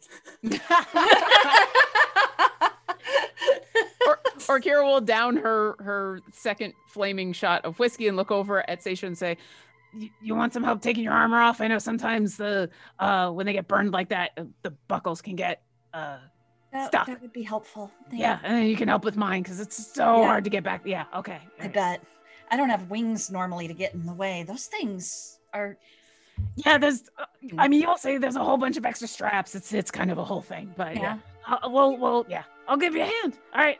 Bye. Good night, everybody. Good night, guys. Oh, Voss. Is there anything you'd like to say to my father? Why? Because I've been studying this spell, and I think I'm on the breakthrough of it. And Venley can cast it, and Harold can cast it, I think. But I know Orkira can. It's called Sending. Oh, yeah. I'm gonna send him a message, and I just wanted to know if you wanted me to say anything from you. I can't think of anything off the top of my head. Thank you. Okay. Good night. Good night. Good night. Good night. Yeah, and I'll Hi, guys. go help her peel off her armor, and then I'll peel off We're gonna have mine. an and- armor party. Yeah. I Oh was wow, about- yours run really tight. Yeah, when I put it back on, I was worried Voss was gonna tell me I had to take it off again. And so you put it on extra tight so he couldn't. Yeah. Oh, okay. I've never tried that before, but He's got weak hands. They're very dexterous, but they're very weak. listen, if I've learned anything, it's that if somebody wants something, especially someone as powerful as Voss, they're just gonna do it. Probably. Yeah. Yeah. Are you okay? The Harbinger stuff bothers me. I have questions, but that's a tomorrow question because I feel like half drunk after everything we've had today is not the time. So tomorrow, will you tell me what all that was about? Yeah. I mean, as much as Harold says that like everything is good, I feel like there's something else going on, and that's the thing. Yeah. There's something big coming. Not to sound like Averin, but something is on the way, and it's big and it's awful. But we'll tell you about it tomorrow. It's not going to be here tonight. Yeah, for tonight, you need to get out of this armor, and I need to go mend mine. So Oh wait, the strap. Hang on, this one's still stuck. yeah, no, that one always just takes a while. And at that moment, you hear Vinley from the other rooms. All of her armor just hits the ground simultaneously and makes a loud, gross noise. Click. I gotta learn how she does that. I really I gotta got learn. them on mine, but like I said, I did it extra tight, so they're not quite working right now. Oh no, I gotta do mine the old-fashioned way. So We'll take you to Embrick, and he can get you set up with the snaps. okay. And I guess we'll be downstairs. Is it me, V and Petunia, or is it just? Well, V wanted to find Renair, who That's I legit. assume You is go ahead, working. So Renair is gone. he's gone. Remember, Yeah, he he came and left. told you that I he was forgot leaving the he city. left. You're totally right. He left. Oh yeah. So never mind. I'm hanging with y'all I'm very like third wheelie, or I'm like just oblivious to like what's happening, and I'm just like, yeah, Rainier's gone. So I just figured I'd hang out with you guys. Harold does not seem upset about this. Because, Petunia. yeah, they're both just like, oh, well, that's fine. And Harold's just staring into the fire for a second, and he's pretty drunk, and he's like, I can't stop thinking about where do you think he's gone? Dude. Like, do you think the Harlequin drowned in that boat? Oh. I think about it all the time. Whether or not he's actually gone. I keep seeing this figure when I'm like looking in things that are like reflective. It's like reaching out for me. And I have this theory that I killed Matt. And it's his ghost haunting me for what I did. Well, And the explosion? Yeah. Are you sure it's not PTSD? No, I don't even know what that is, really. It's As far like as- you have like trauma and then it like affects you or something. maybe. I don't know. I assume most of us have that. I don't think it is. I think that I had this feeling when I was in the party. And he looks over at Petunia and he's like, I felt it, somebody was following me.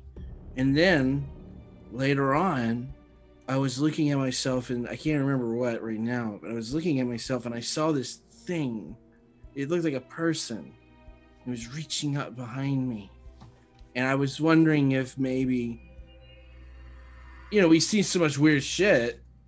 Maybe the Harlequin has some weird ghost powers or something. Maybe he wants you to think he's dead and is doing this to get to you because he knows you'd feel guilty about killing Matt, even though you kind of don't, but also like you do, but like you nailed it. That's exactly how I feel. But like Harold. He looks over at Voss. Yeah.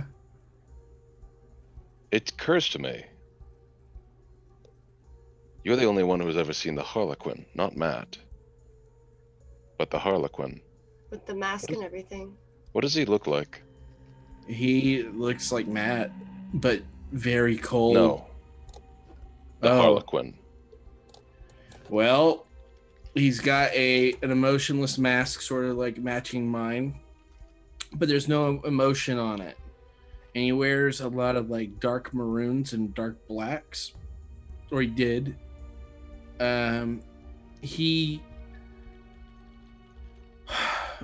He was very dexterous, so quick and like smooth. When he moved, it was like looking at a different person entirely. He was so good at mimicking this character that he'd made in Matt that you could just tell watching him walk like it was a different person. It's hard to describe exactly. It's just one of those things where when he picked up those knives, it was just on a level that I've never seen before.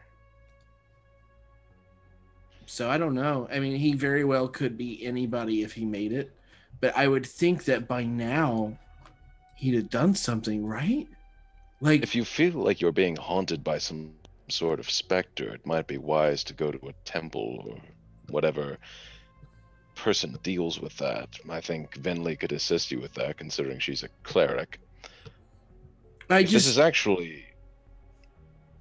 the other thing I thought about, the thing that hasn't bit me in the ass yet, is that hat I got, which, by the way, by now it is a very long nightcap that is stretching almost to the floor. And he's like, see the hat, I had to give him my name, and I didn't realize the consequences of something that it's that intense. I don't know, Petunia, if you know what he means by that.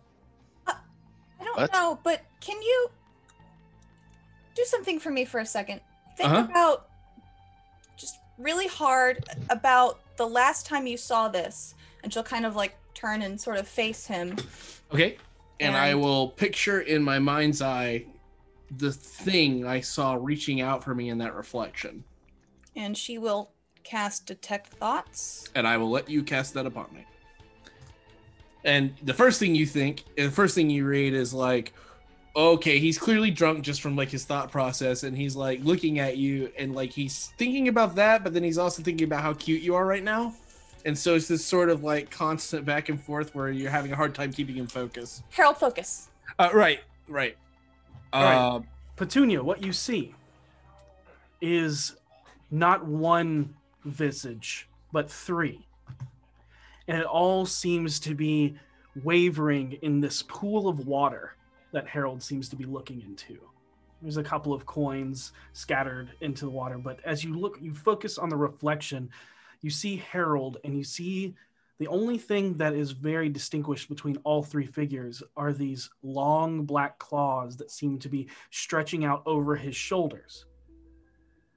But in the wavering, you see this pale figure that seems to have a black grin that then fades away and has these long tendril red like hair like hood that then switches and then with the waves has your face with this like very soft gentle smile as his thoughts just kind of are blurring all together as he's thinking about the Harlequin, he's thinking about the figure in the water in the reflections, and he's thinking about you. Especially in this drunken state, it's hard to focus on one image in particular. Okay. She will, according to the description, I can cast encode thoughts to follow up with this, so I would like to do that as well, just to take a record of it. Okay. And try and study it. Got it. No problem. when I had the chance. Yeah. Again, it's blurred by the ripples of the water fountain he's looking into and the amalgamations of images he's creating through his own drunken state. Well, I suppose I can't blame you for that, but What? What were we talking about? your thoughts are very animated, dear. What can I say? I'm an animated guy. I bet I could do a backflip off the balcony. You want to see me Please do don't, it? dear. Please don't. You already lost one leg. Yeah, that's totally fair. But V, you know I can do the backflip, right? Oh yeah, for sure. We just get you a cup of chamomile and help settle you in. For Yeah, the I think we're good. I think we're good on the drinks tonight. It's a Once we hit backflip level, that we've gone over the line. There's a brief cutaway to Vinley standing at her window waiting because she remembers the last time Harold was drunk, he said he could do a backflip off of Rainier's house. Woo! So she's waiting for him to backflip so she can cast Featherfall. If I remember correctly, you also chased him during that drunken state. I look like a monster. Voss does go over and says one last thing, and I'll let this drop and I won't bring it up again. You're describing a man in a cloak, the mask. Is there anything distinct about him? His laugh, his voice. Describe it to me. You never heard him? Oh wow! In all that time, it never occurred to me that you never actually ran into him. He has this very distinct voice. It almost sounds like this, and when he finds something particularly amusing, he responds with "ha, ha, ha." It's the creepiest shit you've ever seen. Incredibly unnerving. Yeah. It sounds like that. If you hear that, it's probably too late. But he's an expert actor, the best I've ever seen. And I mean, I've met a lot of actors. If he's setting up for revenge, we'll never see it coming if we don't take a step to make sure he's gone. But to be completely honest, I'm terrified of the answer. We'll cross that road when we come to it. For now, it would be best to let the specter rest. But perhaps to, as I said, go to a temple to see if one is haunting you. It's worth the chance. Take a look at, figure out what the hell that thing is. I agree. Well, sleepy time. And I will Get you take. into bed. She'll Thanks, try Miss Erin. and walk him up the stairs, like the weird role reversal of her trying to keep him from stumbling and falling on his ass. Yeah, it's like I'm singing sea shanties the whole way up the stairs. Oh, Well, Harold's going to bed.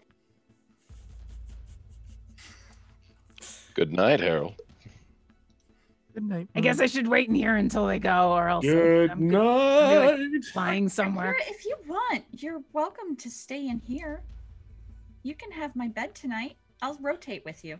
Oh, no. Beds are a bad idea. And she'll turn around and point to all the spikes on her back and the horns and the tail and the wings and go, I get tired of getting caught in all the spikes. So I just sleep on the floor. Well, in that case, do you want to sleep in the upstairs room? I've got a little over here. I've got a little reading nook upstairs. And she points to like a trap door in the floor or in the ceiling. Yeah, I mean, I can sleep anywhere. I slept I mean, on the that side of a would give you volcano for 5 years, so like wherever is good. I just don't want anyone to have to trip over me. Well, that would give you your own private space. I mean, I'm the only one who ever goes up there, so. Burning up in a volcano. And, yeah. I mean, the it's nice listening to the music before bed. I mean, I do kind of miss that from those years, but Well, but you'll yeah. hear him because the hole in his roof comes through, like the noise comes through the window up My there. eyeballs ruptured in volcanoes. Come on, no, you're facing the other way, dear. The pillow's on that side. You know what? Oh. You know what? If you think that's a good idea, I'll go ahead and I'll Go for it. Yeah, I'll climb up into the nook and. There's like a couple pillows up there, and there's a bunch of books like stacked up on one side of it.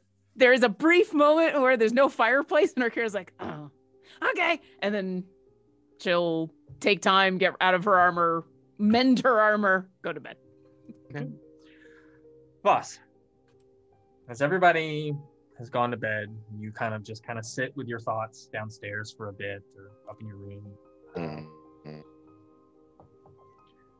There's this slow creeping feeling that edges on the back of your mind before it totally encompasses your thoughts as you hear the faint old voice of Golor. I have held up my end, and you have sowed your seed for your new beginning. But my desires for knowledge far exceed your own. But there is one of you among you who equals me in my endeavors. You will cast me upon her so that we may both achieve enlightenment. I agree, partly. You are beyond me in your search for knowledge. But what if I could offer you another candidate? Beyond even what the lore seeker, someone who could hold you even eternally. Someone bound to gods of knowledge who seek things beyond even her perception. Make me a persuasion check. Okay.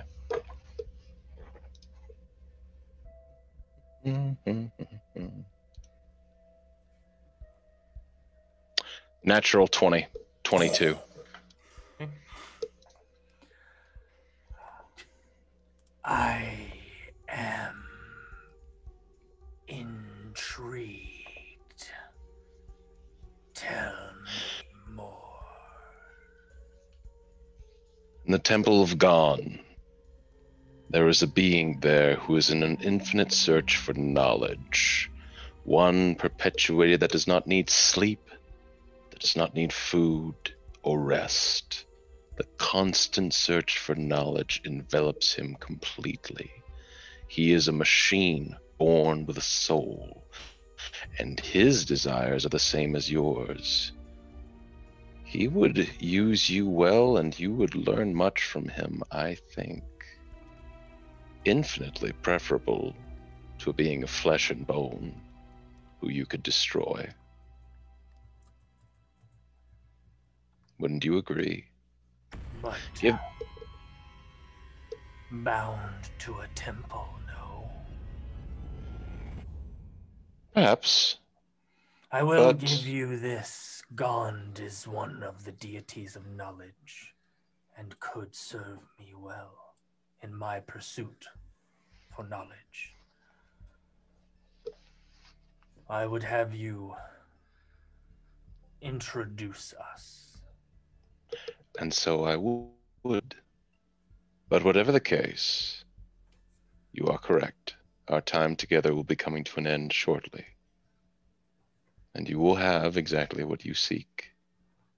Thank you. Have I asked the stone a question today? You have Oh, not. he did this morning. No, he did this morning. No, he did not. That was That was the day That was before. the day before. To No. find Mhm. to find Yeah. Kalane's tower, but Yeah. you did not No ask a question today. That is correct. I have a question for you. And I have an answer for you.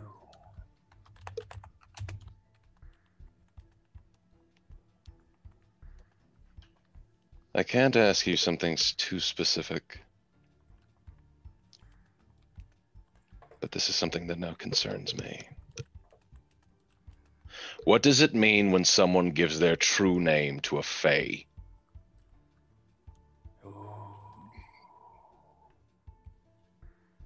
Everything. May I ask you a second then? How does one... Okay, sorry. And Yep, I gotta give him a... yep, Sweet 7 damage. points of psychic damage. I'll take that. Follow-up question. How does one break a contract with a fae? That you will not get. Is that a anything different one? from- yeah, that Okay. that would be considered a different question, but there will be Okay. more. So as As the clock ticks to 12. Yeah. Yes. Second question. I won't be that cheap, but A creature bound to those intertwined, Lord of the Feywild, can become puppets of their intentions and desires. A true name is the ultimate binding contract to the Fae. And that's all you get. thank you. I feel our relationship has been fruitful, even if it will come to an end. And with that, Voss takes the rest of his drink and throws it into the hearth, watching the flames as they grow bigger, and begins forming a plan in his mind as he goes to sleep. all right. And with that, you all can long rest. Yeet. I'm gonna miss Creepy Voss and Creepy Stone talking to each other. Like, Yeah, it's a Different beautiful thing to conversations. witness, It's like- honestly. And, Short rest or uh, long rest? Long, Long baby. long rest. I mean, I don't know. You can take a short rest if you want, and We're not take long sleeping rest. in. You have the option to not sleep. But Your leveling up from last session will take effect after the long rest. Okay. And as you all long rest and gather your things for the day, we're going to take a break Yay. Yay! Okay.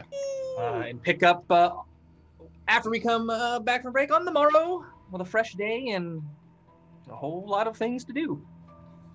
Or not do. I mean, the day is yours. Nothing pressing, I believe. Remember, enter hashtag Eldritch or hashtag Beyond for your chance to win an Eldritch Foundry miniature or a player's bundle from D&D Beyond. That's right. We'll see you in a couple We'll minutes. see you in a few. And we're back. Unnecessary. Behind the scenes. The BFGs successfully harvested the remains of a red dragon, as well as collected the 500,000 dragons left in the vault. Came back home, drank themselves stupid, and had a little bit of just joy after a very hard day. Voss had a conversation with the Stone of Golor, and we pick up the next day after everyone long rested. BFGs, the day's yours. Seisha is going to start out the day using one of her new fancy spells. All right. I'm going to cast Sending and send a message to Seisha's father. All right. What do you say? Father, I can cast Sending. Boss and I are good, and I love my friends so much. We killed a red dragon. I love and miss you. You get a response. Oh, wow, that is amazing. You should have a package arriving soon. It belonged to your mother. I love and miss you too so very much. And she'll cast it a second time.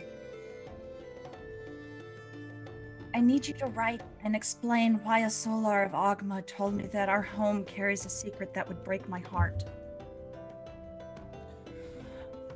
There's a little bit of a delay in this response. I am confused by this. I don't know what you're talking about. I have never intentionally lied to you beyond story embellishments and never would.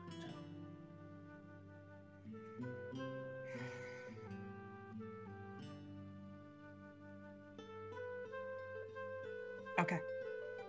And she will get up and go find Biblio. And she kind of pets him and it gets stuck. Oh, baby? Mommy is wondering if you have a recipe for red dragon. And as you say that, it turns from the bedside table into the book. The podium. Yeah, the podium, and unfolds as it just automatically just. And as it does, the mouth kind of unfurls and the tongue lops out, and it just kind of dragon. Oh, you're so smart! And she kind of scritches on its tongue because it's the only not sticky part of it. Irony. And as you look over, there's not just one recipe, as pages fold over and over again, as it seems to create some on the fly. And you see dragon steak, fire breath bulgogi, jambong dragon soup, infernal fall curry, and cinder ceviche. Oh, ceviche. Yummy. And And Seisha this will is write the- down all the recipes. And ceviche is the only one that does not require cooking on a flame. Mhm. So it will have a less cooking time. Okay. She will write those down and head down to the common room. Sounds good. Vinley wakes up and goes over to her vanity desk area and starts looking through the papers that she wrote last night and notices that they're all in a mix of every language that she knows and odd symbols, but she knows what it says and realizes that she has developed a drunken cipher of odd mixes of languages and symbols. And she looks at them, reads them a couple times, and then just puts them in the desk because there's no way she can submit that version of the mission report to Vajra because it tells literally every single thing that has happened. involving the stone, and she's just like, I'll keep that for later when she'll get less mad. And then she will walk down into the across the hall into the common room. Yeah. When Orkira wakes up, she will spend a few minutes strapping back on her armor, mending all of the pillows that she has broken in the middle of the night, because she does. She will, because she didn't get a chance to pray last night, she'll pray this morning and spend a good 10 minutes recounting the entire day to the Phoenix. And then there was this dragon. And yeah, I got burned again. Everybody got burned. But thank you for teaching me that new thing. That was really, really helpful. I really appreciate that. Also, I have to find a lot of incense. You taught me how to do this thing. Why do you need so much incense? Do you need like a specific smell? Let me know. Yeah, I think that's everything. Okay, thanks. And then she'll wander back down into the common room. But unlike yesterday, you don't get a burning hearth response or anything. It's just more normal, more what you're used to, the one-sided conversation. But you know the Phoenix is listening. The Phoenix is always listening. They're always listening, and that's what's important. Yep. But when she comes downstairs and walks through Seisha's room, she does kind of like eye the hearth, like, huh? All right. All right, and you all find yourselves in the common room. Petunia's actually like, she wakes up like really chipper and then looks over to see how hungover Harold is. And then what she'll do, and then she'll go down to the kitchen to see if there's someone there attending it yet. Oh yeah. And she'll be like, can you make a hangover drink for Harold for me? Leaf goes, I got you. Okay, so it's a special halfling recipe and it works perfect, trust me. So we need pickle juice, 2 raw eggs, bone broth, some ginger, some beet juice, and a spoonful of honey for taste. And goes on, and he'll go, we'll have to remember this, and underlines it. And then she'll take and be like, all right, he'll forgive me, and then walks up the stairs. Oh, hi, Petunia. What's that? Oh, this is for Harold. He's hungover. Oh, okay. If that doesn't work, I can do another lesser restoration. But that smells good. What's in that?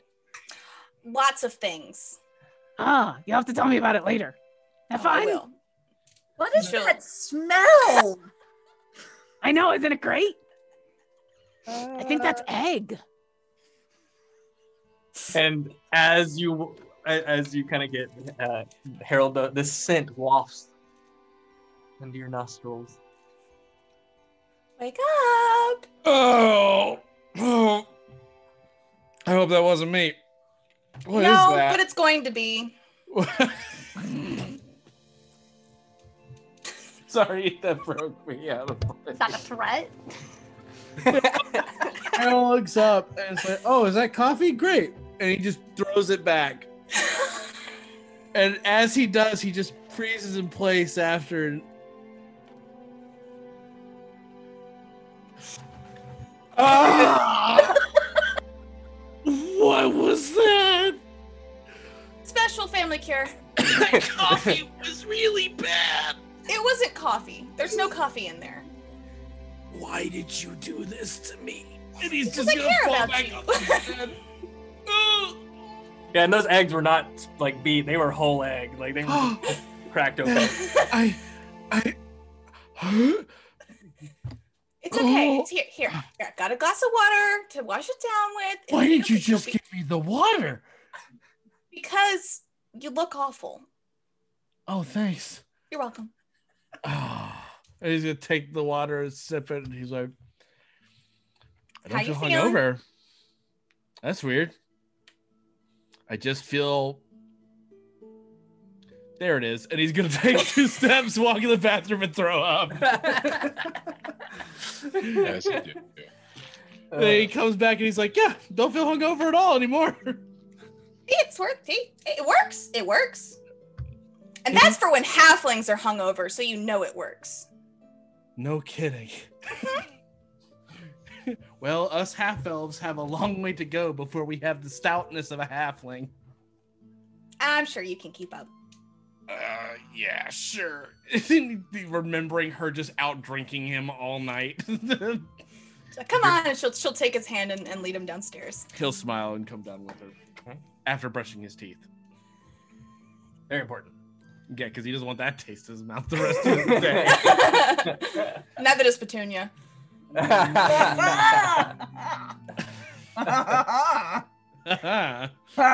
Harold will come downstairs with Petunia, and then he will wave to everybody. Oh, hey, it worked. In so many ways. Oh, Harold. You know. Oh no, I brushed my teeth. I don't know if it helped. She'll press to digitate. Thank you. That's better. That's better. Finley looks at you and says, "Why didn't you just make it taste better, Petunia?" Some lessons need to be learned the hard way. Fair point. That seems reasonable. I talked to my dad. Oh, hi, Seisha's dad. How'd it go? It went well. He promised he's never lied to me, so I feel a little better. And he's sending a package. It's on the way. Where's V and Voss? Probably still asleep. He sleeps pretty late, doesn't she? Passed out. Generally, I will go wake her up. I'll go grab Boss. He should All right. be up already. I will head up to V's room and knock. V. I know. And he's going to try to open the door. Is it locked? No, actually. I open the door, but I dodge out of the way in case she throws anything. She does. She throws the pillow. V. I almost died yesterday. Have you no sympathy? I had to drink what I'm pretty sure was the innards of a raccoon. So I don't want to hear it out of you. You're getting the easy side of this. I will make sure they make fresh coffee for you. What are we doing today? We're planning a party, right? I think that's like one step. Maybe Okay. let's all get together and like this is combine. something. She shoots up and she's like, "This is something I can do. I can do this. I can take control and do all. I can do this. You this task. literally are the perfect person for that. I need a list.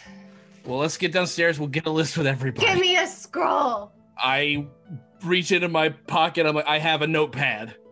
That's fine. Okay. We'll all It'll start make making do. our list as we're heading downstairs.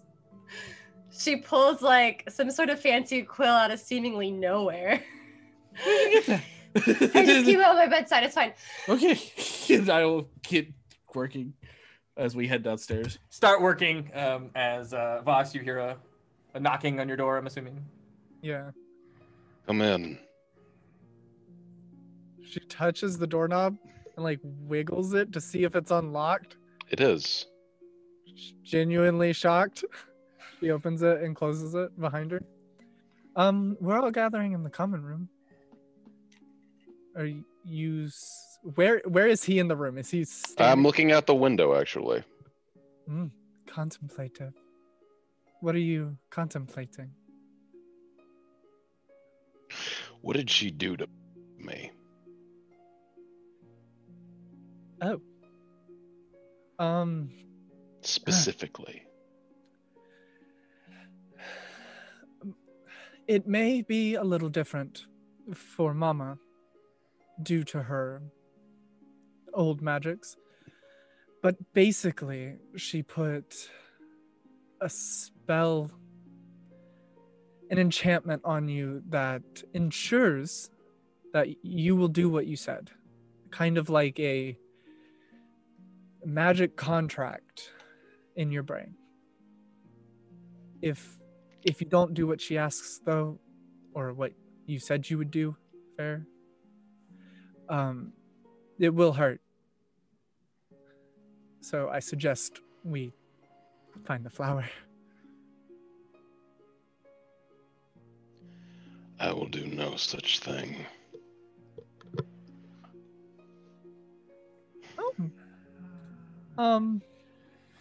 Might I ask why? Oh no. I feel like we're on hold. No, you're good. Oh, okay. No, we're not. Might I ask why? You know what I used to do for a living. Yes. Imagine if chains didn't exist and were wrapped instead inside your brain. Are you trying to lecture me on enchantment magic? No. About how uncomfortable enchantment magic feels while it's wrapped around your brain? No, I'm not. But I know you best understand how I cannot tolerate this. I agree. The version of the spell that I know, it can be removed. But I suggest we talk to her before I attempt it. That's why I asked the fat man to come here in the morning. Why? What could he possibly do with magic? He can offer money.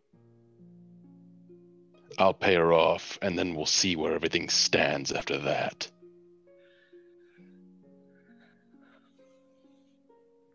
I cannot live a second, an hour like this. You know that as well as I do.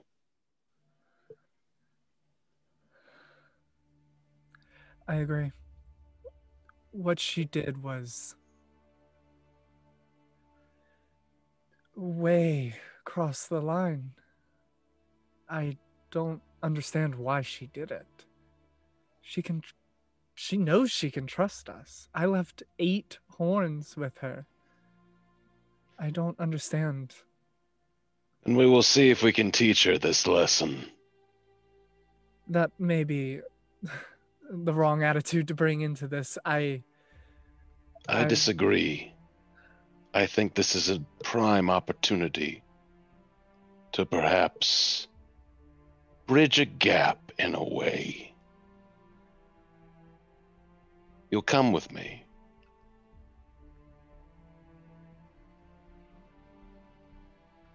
Please. Thank you. No word of this to the rest of the group until we have this settled, please. Of course, there's no need to worry them if we're just going to remove it. Agreed. Thank you. That's what I do best. Keep secrets from everyone.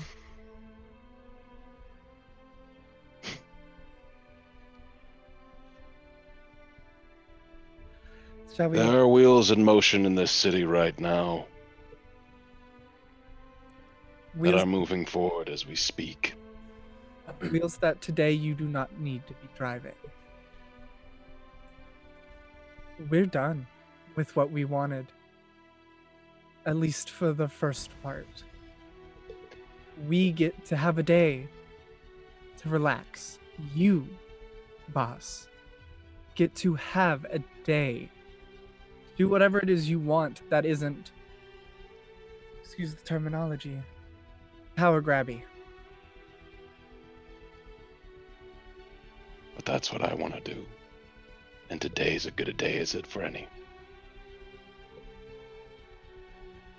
Very well. And we shall grab. Let's go. Mm-hmm. I head out. Down to the common room anyway. Boss, as you begin to move, you start to hear other voices in your head. In languages that you do not understand, but what is most, and it's very faint, but what is most noticeable is that even with each step, it seems to be like you're moving through mud. Moving against the current. You're in a moving river and you're pushing against the flow of the river. You are currently under the effects of slow. I will send that to you. Accept it. I will force my body against it as if I am a river with every ounce of my will. And then they will chipperly turn around briefly as they're walking down the hall. Oh, by the way, somehow I've developed a weird coded text last night while I was drunk. If you need, I can show you so we can have a way to communicate. between all of us that only we know. That would be fine. Are Thank you you. still sluggish? I can grab someone to go get you coffee. No. Okay. I'll deal with it soon enough. Are we all in the common room now? Yes, and with that, you're all in the common room. Okay. Are we all here to meet up to talk about the party? Yeah. What party? Excellent. Okay, first things first, what's our theme? Okay. I understand the last time you guys threw a party, the theme was surprise because it was my birthday, and I very much appreciate that. So thank you. But this time I feel like we really need to maybe step it up a little bit, you know? Like, are we thinking like maybe costumes? Like, you know. Dragon Slayers. Dragon Slayers. Victory. I like this. Or just Okay. dragons. We could hire fire breathers. They were all the rage. Okay, so fire, we're thinking like hot, like fire. Yeah. Sexy. Yeah. Oh. Like, you know, I'm just throwing out That I can do buzzwords. sexy. You know what I'm saying? I could wear my leopard print corset. Yes, you can. This is going to be the opportunity for you to wear all the things you are not normally able to wear. Everyone get a nipple suit. What's on? What? Well, not everybody, but whoever wants one gets one. I'm going to step into this conversation briefly to say there are two things we need to talk about before further nipple suit discussion. Okay, but it better be First, important. Harold grins. we need to discuss what's to be done with the money specifically. Well, And we need to can talk use some of about it to fund the party. No. No. I'm just kidding. I want to use some of it to build a school. we need to talk about are we in the common room? Yes, yes. Yeah. We need to talk about what we're going to do with the stone now that its task is fulfilled. Yeah, I thought. Is it just chilling? Like, how's he doing? It is attached to me still. The object has its own desires and wills beyond us. What does it want? I was gonna get it. Hmm? I thought I was gonna get it, and when I gave it to You still want it? yeah. I have no problem giving it up to you. The mean- stone has even brought up to the fact that giving it to you may be wise. However, I feel there may be a way in which we can still use it without experiencing any of the ill effects of it. How so? There Like how it is gives you another headaches? potential. There is another potential candidate who the stone would appreciate. An ally of ours who may not experience any of its ill effects. If the group decides that the path is to give it to you, Seisha, I will give it to you. I have no problem with that. But I do fear, given what we are facing, that it could put undue stress on you. This creature, I don't believe, would experience any of it. Nim, the nimble right from the Temple of Gond. Ally? Yes, believe Don't it or see not. him as an ally. I see him do. as someone we've worked with once or twice. Yeah. Wait, who's this? Nim, the The mechanical person that gave us the nimble. Oh yeah, that guy. But Nim's completely trustworthy. It's not like Nim's like a bad guy. I mean, well, he's not a bad guy, but he's not a good guy either. Didn't we briefly suspect him of blowing up our street? I don't really remember him. To be fair, the culprit was a nimble right, and that's all we knew. What I'm saying here is we have someone who only pursuit is knowledge, works for a temple whose pursuit is knowledge, and will not use the stone in a way to harm us. Yeah, we have two of those. My feelings are, if Seisha wants the stone, then she can have the stone. I've just Would it thought of a hurt bunch you? of questions that I could ask that would be really helpful. What was that, Petunia? Does it would hurt you though? It is painful, and it has strange adverse effects on the people who've held it. I have managed to avoid this in many ways simply through intense conversation. You are very good at intensely conversing with people. But I mean, if Thank you're- you. You're welcome. If you're worried about being able to ask powerful questions. I mean, I don't know about Seisha, but I can just ask the Phoenix and it doesn't hurt. This stone was created 15,000 years ago. It's accumulated a lot of knowledge. And that's kind of my reason for living. My feelings are on this, that it's the only inn we've had our entire time dealing with this Harbinger nonsense. Yeah. Which we still have to explain to Orkira. Yeah. So let's, once we've made a decision on this, we should explain all of that real fast. Do all of you feel the same way on this? I would like to develop more of a relationship with Nim before we hand him our most valuable information gathering device. My vote is that while I understand and sort of agree that we should give it to somebody else, I'm not 100% certain on whether we can trust the stone yet or not. Like, if we put it in the wrong hands and things start changing, there won't be people watching it like they would be if we were in our group. If something starts happening to Seisha, on top of things that may already be happening to Seisha, at least we would be... Wouldn't it be better to put it in the hands of something inorganic then? We don't know whether or not its We're not gonna magics have are eyes on limited. it. And I mean, a murderer got into the temple. Do you think the cultists are not going to be able to? Manshoon got in here.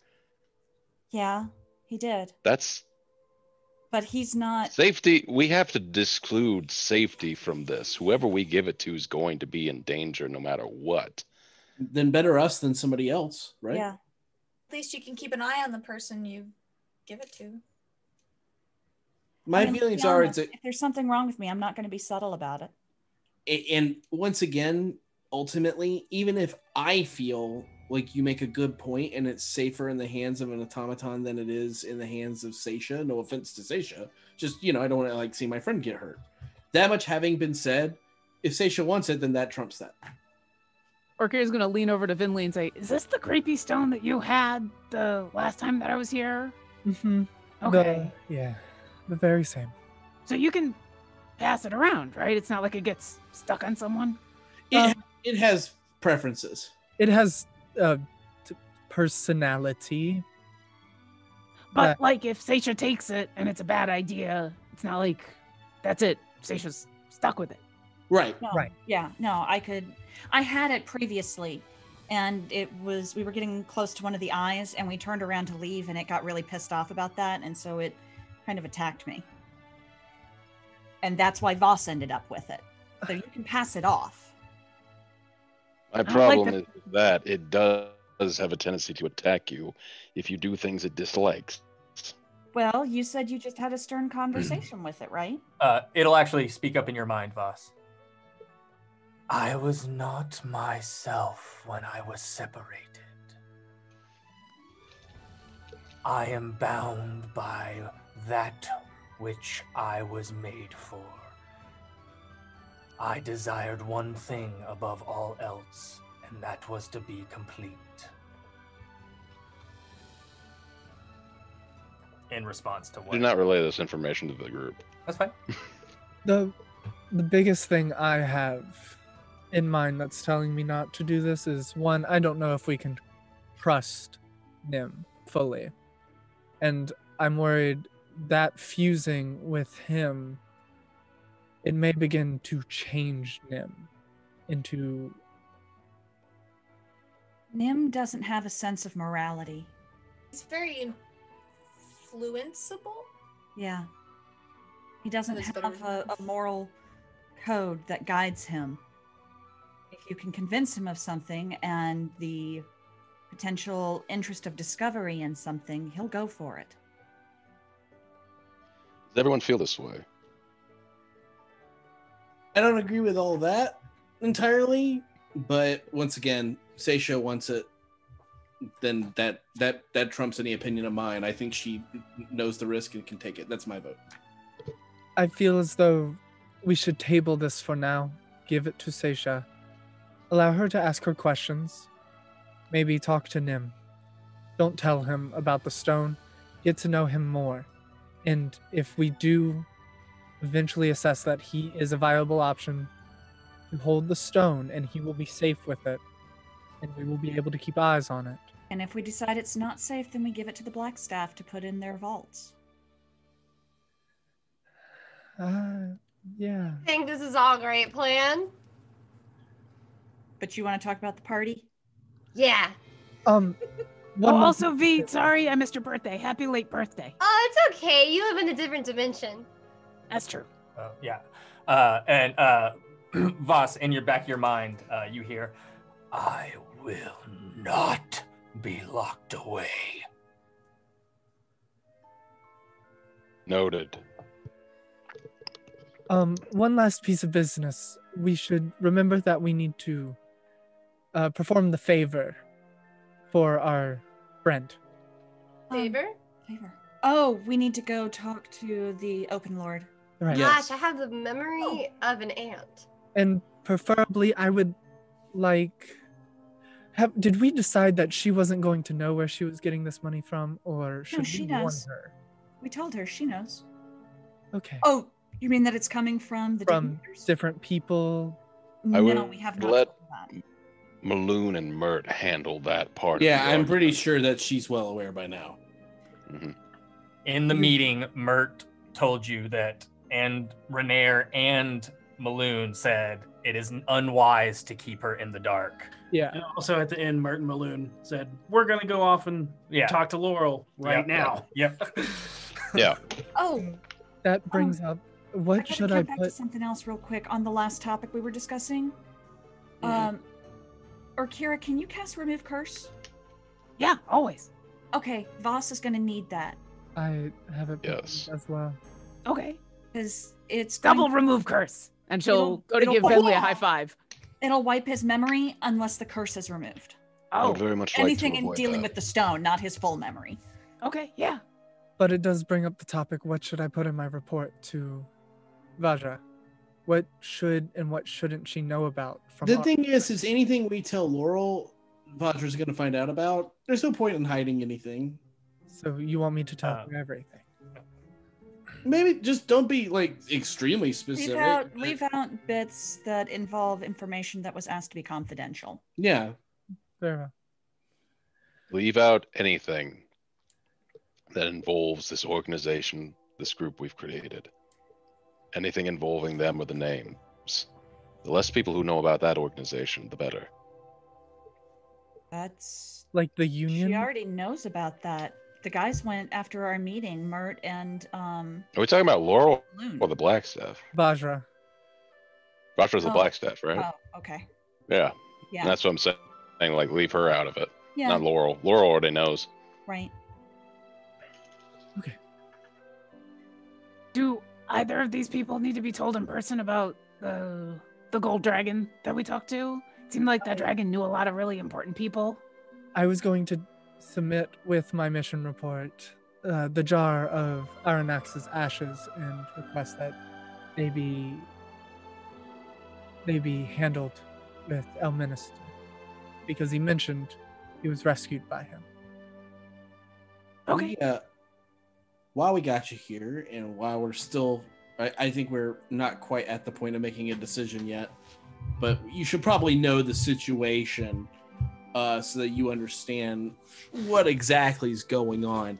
So we have our own little. You remember how when I was last hanging out with you and all your friends, my friends too, obviously, but you know them better. When we were all hanging out together, it was one of those things where I was confused by Calamari Kevin because I thought that at the time he was the same being that the Harbinger was, but then we found out that CK up there was not the same guy. The reason all that is because Harbingers has that same sort of kind of eldritchy feel, this sort of Deep speech. yes, and they seem to be pretty obsessed with us. At first, it seemed kind of like they were obsessed with the stone, But now, having opened it and realized that there was nothing there that really pertained to them, I'm beginning to wonder if. And he looks over at Seisha a moment and then looks back at everybody else. Like, if they're worried about something else instead, which is Okay. But anyway, they're kind of tied directly to all these creatures are all tied directly to this being called the Harbinger, where there's been a series of murders of priests in the city. They caught the murderer. I didn't get a chance to tell you guys. They caught the murderer. I gave the code when I broke the code that he was using. I gave that to Master Cronley, and he went to the guard with it, and they were able to find and arrest the guy. Oh, well, there you go. We don't have to worry about any of that. So there shouldn't be any more murders. Wow. Surprisingly finite. Are they holding him or did they execute him? They're holding him. I asked if I could question him, and he said it'd probably be like a good month before he could get me in there. That's fair. Very well. Still, that's an end when we have the time. Yeah. Given that amount of time, well, that's sort of our Harbinger situation. It's The Harbinger is something that heralds the arrival of the Elder Eye.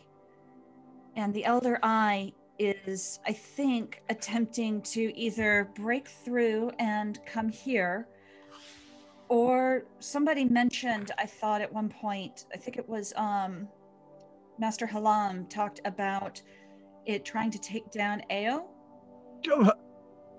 I forgot about that. I don't know how I could, but definitely. Sorry, what? Right. Just killing gods. The Elder Eye, I think, is something from the Far Realm, one of the ancient beings that existed long before time. That's part of why I want the stone. That's one of the questions I want to ask it. Well, you don't need the stone for that. I can just... I mean, I don't know what the Phoenix knows, but I can ask.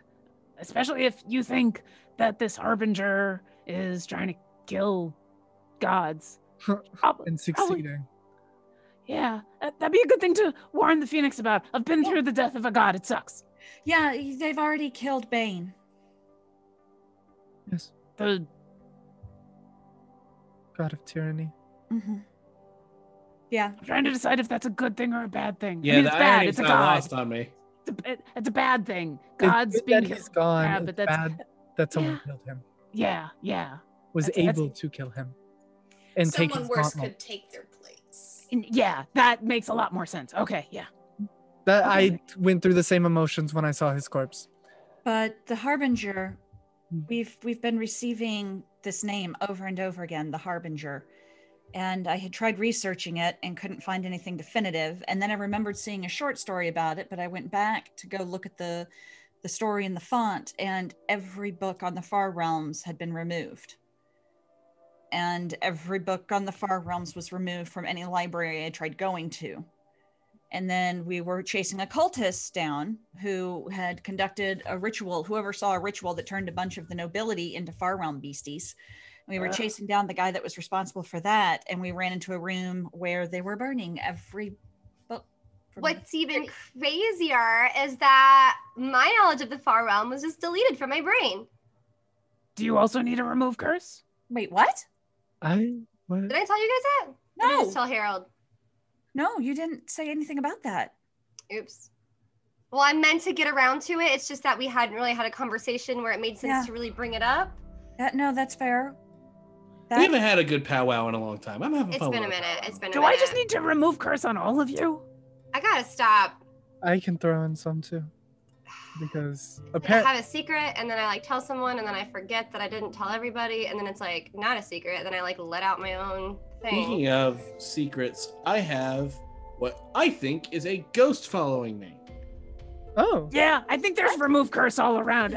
Vinley, if you want to grab half and I'll grab half and let's just I'm fine. I'm not cursed by anything that. Are you sure? Petunia, they were all looking at you when they were talking about the Harbinger. That's what it was. Yes, you did. But Petunia actually has seen the thing that's following me. Can you explain what you saw? Yeah, and she'll describe the the sort of amalgamation of Harold's, trying to explain. Well, he was sort of distracted and very drunk. I could possibly try it again. Yeah, I let's might be try able it to get a clear again. image. Yeah. Yeah, let me. Sure. I I'm remember well I was rested. looking. I was looking in a fountain.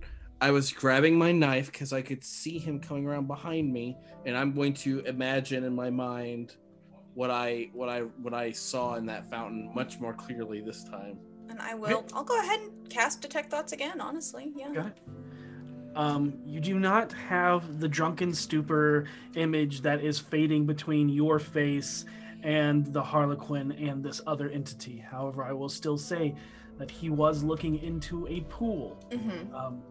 And you see this awe-inspiring pale figure that is hard to make out any distinctive features. You still see the claws that go to wrap around Harold, and you see a smile of black teeth. And you see black full eyes, but not something that is like taken over by the void.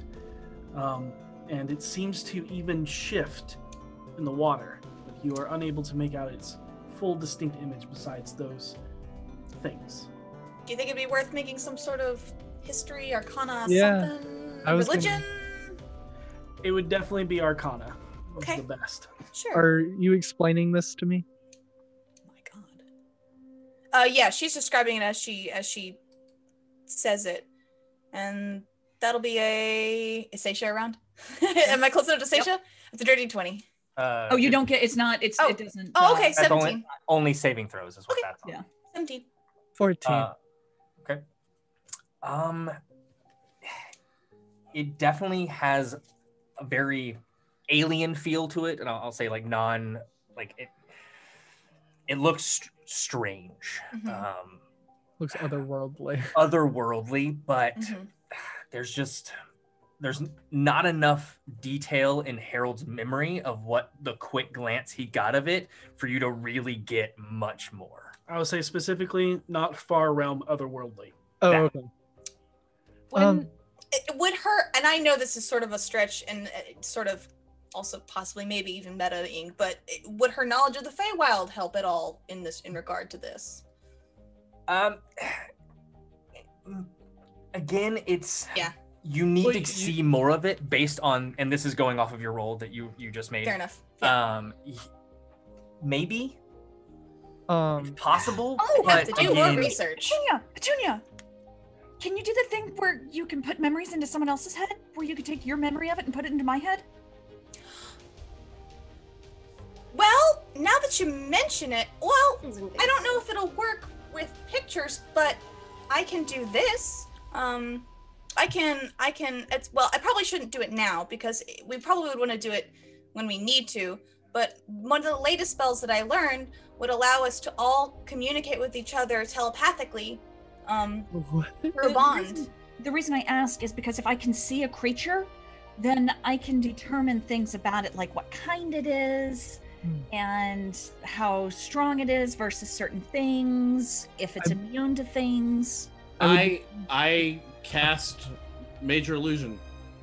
Ooh, okay. Is that enough, guys, for me to use my knowledge as power? Again, it's Not clear.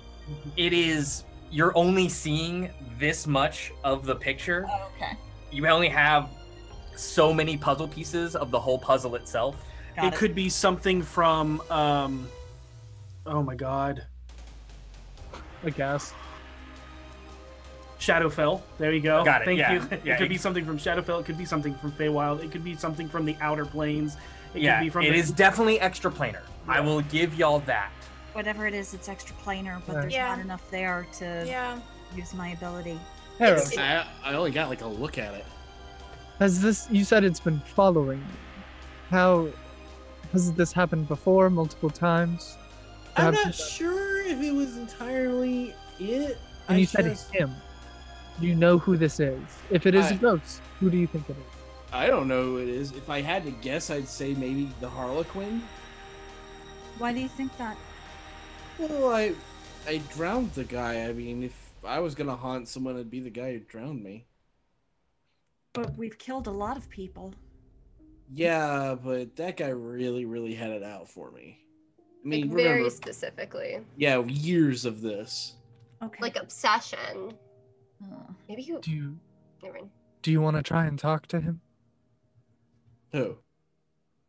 Harlequin. The Harlequin. She can How? do a seance. If he's truly dead, I can summon his soul. And then we'll know once and for all if he's actually dead. Right. It's, Or if you just got the trauma thing. Or Well, a different ghost. Let's. What risk does it pose to you when you do this? well, I'm temporarily allowing a soul to possess my body. And there is always a chance that it's not him that comes through the door.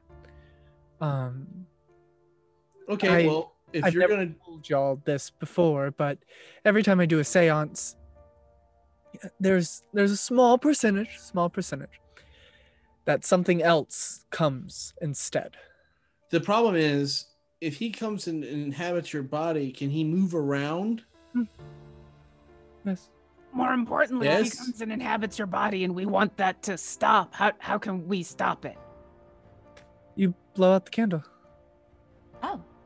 Oh, okay, that's easy. All right. No. If he shows up and he's even in her body, we'd be in for a pretty serious fight if he got his hands on anything sharp. Could I'm we? sure we could take precautions. Yeah. Could we tie you to a chair? I mean, I can perform the seance probably through bars. You I've would. never tried it. I will say that you would need My- your hands free because of somatic components. If we somehow got a barred door and locked it, I could probably perform the seance through the bars. And Okay. then y'all would be safely on the other side. We'd also still be right there. So if things went really, really wrong, I mean, I can always cast Hold Person. There's a bunch of stuff we could do. I just want to make sure that, like, whatever you're about to do, we can undo if things go really wrong. And just to double check, if they blow out the black flame candle, the ritual's over, right? Because I've never seen anyone forcibly in the seance. Correct. If that black flame candle goes out, the seance ends immediately. Though I will say, if something else comes, you don't know what that's gonna do. Right. I've never seen that happen. You've never seen that happen. You also don't. You also, like, hypothetically, if you seance on something and there is nothing to bring to you, it's gonna bring something to you. Right. You know that the seance will summon something, Yeah. and the chances of it going awry, they're exponentially go higher percentage. Yeah. Just so you know. Yeah, because you are still opening yourself up to that plane, and dead things like to live. Yeah. And I'll relay that if he isn't dead, something will fill its place. But I am confident that he is gone. Especially if you feel as though he is haunting you. I don't feel like it's him. I don't like have some deep-seated knowledge or It just inkling makes no even. sense. It's just the only thing that makes any sense to me other than the hat. That's true. How did you get the hat? Oh, I just told them my name. Soul is Oh, name. from the black market. Yeah. Told who your name? Right, the Fae. Yeah. Oh, Harold. What? Do we know exactly what that does again?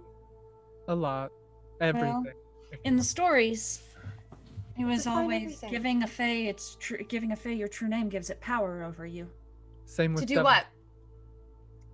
Whatever they want, they can command you. They can follow you throughout all your days. They can make you a hero or a villain, however they choose. Make you their slave eternally. There's an entire branch of magics dedicated to learning the true names of entities so that you can control them.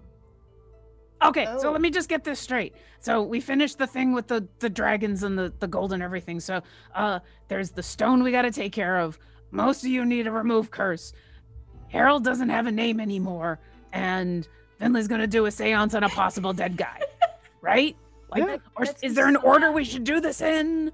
Or because like I got the Oh, day. and don't forget the Elder Eye is coming to wipe out all of existence. There's that too. Yeah. Yeah. Order of things. Yeah. I have something I need to attend to today. More than all of this? Because Right this was a now? lot. There was a lot Yes. already here. Yeah. I actually have to pick up the seance supplies in the first place. Does anyone want to remove curse before they go? I'm a little worried. Not yet, but assuming the stone will be gone from me at some point, I will want one then. When? So I don't think I need remove Today, curse, possibly. Okay. 'Cause- Because now explain, I guess, when you guys have time for this. Because those memories came back when we went to a beer. So Are they gone now? no, I still have them. I can still remember. Okay. No, the I thought they were- stone removes its memory, the memory of it from your Yeah. mind. That's a different thing, yeah. Yeah. She's Okay. talking about her Far Realm memories. Yeah. Okay. So you're not missing anything. You're not missing anything yet. You're probably haunted. You're gonna be haunted. Petunia, how you doing? She's ever since Harold said that he gave the Fae, I mean, even though she was there technically, like it's kind of sort of sinking in more, and she looks very, very worried, and she hasn't stopped looking worried. Harold's sort of just looking down at the floor, kind of guiltily. I'm okay. I'm okay. Okay. Fine. It's gonna be okay. Harold. It's a very cool hat. Killed a dragon. Think of the things we can do. Harold, it's gonna be okay. We'll get your name back. I mean, I don't even know if that's tied to it. It's like I said, Yeah, this whole But if thing you're could worried just about be. it, we'll get it back. Can I roll an Arcana check due to my background with druids? They were probably really close to Fey entities.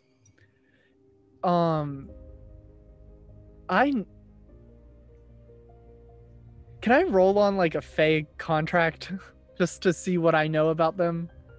Because I don't want to. Make an Arcana check. Thank you. Can the Fae student also do this as well? Yes. Okay. Dirty 20 for me. That'd be a 21. Okay. I know how it Then don't- lead you. Vinley, you don't know because you didn't care. Yeah. Vinley, you like legitimately, you know that your island was very tied to the Feywild. Had very, very close ties. You were never told what that was, but you know that there was something connecting the Feywild to your home island. But you never paid attention because your mind was elsewhere. Yeah. They were all life, and I was like, death. Yeah.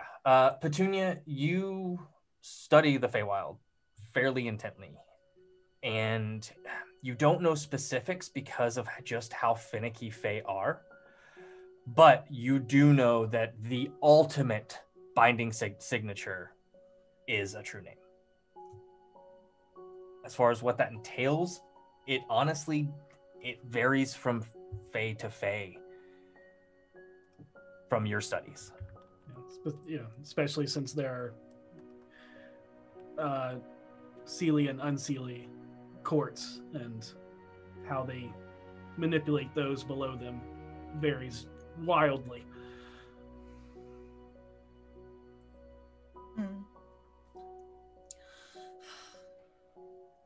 Harold, do you have a middle name you didn't happen to give them?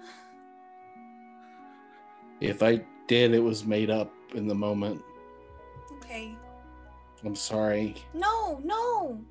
I just need to know. This is my area of somewhat expertise. My area of study. I know. I just want to help. Well, you found this Fae once. Can you find them again, and we can ask some more detailed questions? Did you happen to get Back their at the name? market next year. The market happen once a year? I think so. Or is it more often? I just assumed it was all the time because those people are trapped there. Well, it moves. Yeah. Well, The people who are trapped move with it. I think so. And as far as my situation goes with the name, we can't do anything about it right now. Let's focus on the things we can do things about. If we want to try the seance, we can try that. Otherwise, we should let Voss handle his stuff while we do some party planning. Well, I need some incense so that I can talk to the Phoenix later. Also, if you want to do the stone thing now, I can fix it now. I'd rather not lose my mind quite yet in case this fails. In case what fails? Just trust me on this. But if we need to get to it today, we can get to it today. Trust me, I don't want to have this thing any longer than I have to. Okay. All right. All right. Everything will be fine. Oh, Voss, I need to talk to you real quick. Okay, before we split up though, are we set on this theme of like fire, dragon, like victory, like red, like a lot of red? I'm 100% for the fire. Can we do a little less of the dragon? Yeah. I really wanted like a fake. Okay, I was thinking like a cake, right? But it's a severed dragon head on a platter. No, That's an no. Okay, elaborate I'll scratch cake. it. I'll scratch that. Okay. I just thought it would be fun, but I see now how that can be. Let's celebrate upsetting. fire because we survived. We walked through the fire. There's our theme. If you need help with fire, I can provide all the fire you need. Oh man, I was envisioning so many scales, but okay. Oh, Okay. we put a I can loop work with this. everywhere to make it look like everything's on fire. Just like a full inferno. People in. But like it's hot and like sexy and like Just keep going back to Leopard sexy. print. you know what? That's because it's related to hot. And You know, honestly, in I all think of it my just makes years, sense. in all of my years that I've been a creature of fire, I've never thought about sexy fire. So thank you. No problem, no problem. All right, well, I'm down with a theme. Voss, can I talk to you real quick? Gold. So much glitter. Sure, and I'll So much stand glitter. up. Movement's fairly sluggish and follow you. Yeah, I walk to Oh my the God, I got door this and I turn and look back at you and see you literally half the rate I'm going. And I'm like, Yeah. It's like I'm weighted down. And I don't question it. I just open the door for you and then I wait for you to go through it. And then I give everybody else a look as I shut the door behind me. Like, And then as we're outside, I'll be like, hey. The money for the fish. Did you have the money for the fish? You said it was like an exorbitant amount. I know it was 1,000.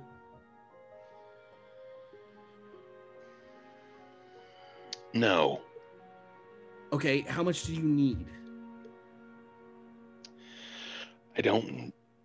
I'm not using any of our money to fix this.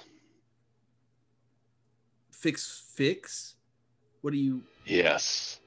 Is it like a bad Something situation? Is she pissed? Are you okay? Harold, I put hands on your shoulders very slowly. Trust that I am going to deal with this situation one way or another.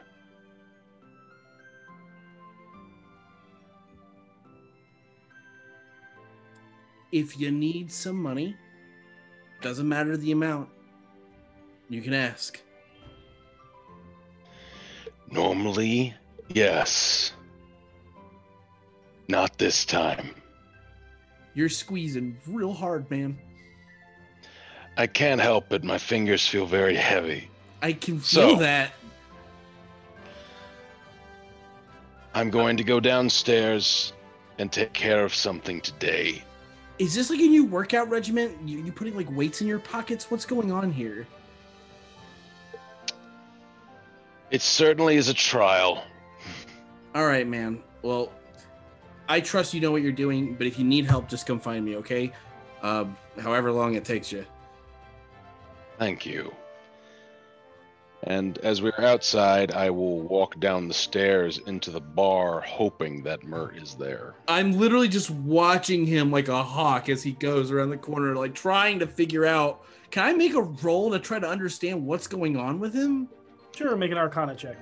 Haven't you done this spell before? Me? Or this I don't, effect before? I don't think he's I don't think he's done it. Who's done this? 6. I have no idea.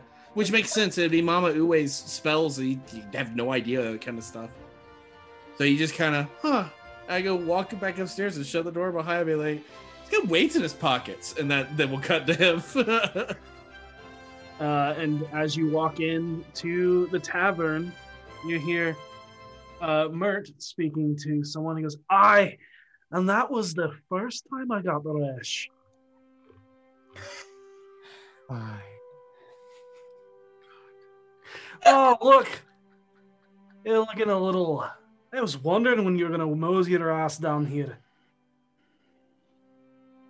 That fight with the dragon take more out of you than it should have, I guess. I remember my first fight with a dragon. I need a favor from you. I just got done doing you a favor. What you need? I need 1,300 gold to take a curse off of me. You just paid me back, and now you need to borrow more. Yes, you know what? and I will pay. I'm not going to ask. You're good about paying it. So, you need 1,300 dragons. Yes. Remember, it's going to be 5% interest in paying me back, as always. Never do something for free. Yes. No problem, lad. And he pulls out and gives you Harbor Moons. I take them. They feel, I'm sure, 10 times heavier than they usually do. And shove them into my pouch. Thank you. And saying no more than that, as everything is a struggle. Not wanting to climb stairs. Before you leave, he goes, Now, I'm sure you and I will have further discussions in the future. Oh, you could have just asked for this last night. I could have, but everyone was tired. Everyone was wanting to take a second to celebrate. You didn't want to let them know that you needed to go to your own little personal massage parlor to help relax those muscles. I get it. As he slaps you on the back. Well, I almost fall. Okay.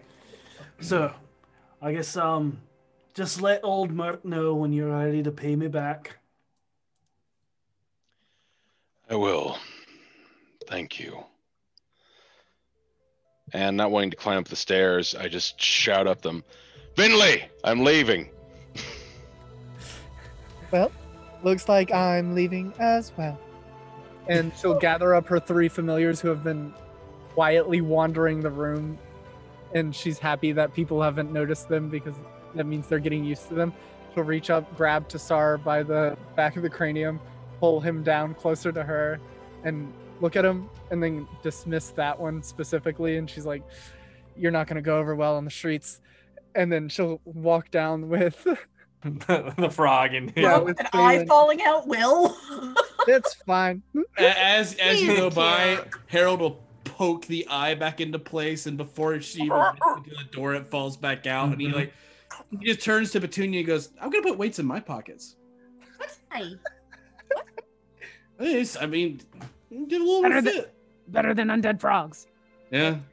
Weights in your pockets. Wouldn't that just sort of like work out your hips a little? Well, these hips don't lie, I hear. That's the word on the street. I think they lie a lot, actually. Yeah, actually, they're very good at lying. I have very duplicitous hips. I have my hips can't be trusted. Petunia's just turning Yeah, pinker that's, and pinker. You have shifty hips. Oh, shifty hips. Yeah, Okay. shifty. You got But yeah, trustworthy hips.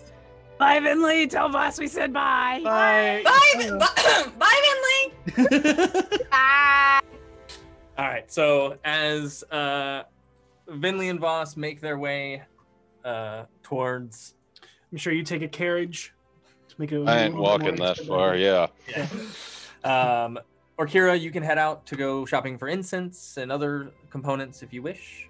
Before I do, because Orkira has like no money, so I need a little bit of incense, or I need a lot. I also kind of need a lot of incense. Also, does anyone know where I can get incense, and anyone know where I can get these crushed? And she'll pull out a little bag of a couple of different sized diamonds. And hold up. Don't crush those. Why are you trying to crush diamonds? I need them for revivifies. Yeah, so I used to need them, but the Phoenix has taught me how to do something else, so I don't need them anymore. But I know how to do the bigger restoration spell, which needs a lot of powder diamonds. So I was gonna turn some of these into powder or use them to trade for the incense, because I need a lot of incense if I'm gonna do the thing I was gonna do. But if you want them, you can have them. Well, No, I think that's fine. You need some cash, right? Because you don't even have any dragons, do you? She'll reach into her bag and she'll pull out her coin purse, which currently has 15 gold. And there's probably like a sigil coin and 3 misshapen pieces of gold from Port Argent and 5 or 6, like you've never seen it. It's all gold. It is all real gold, but none of it. There's like 1 dragon in there. It's like, I got the one. Yeah. You know what, Orkira? Here's 100 gold. Just here, I'll give you 100 too. Wait, well, okay. I Then here, take. I too will give you 100. That's great, because I need 250 gold worth of incense. Well, that's a lot of incense. Right?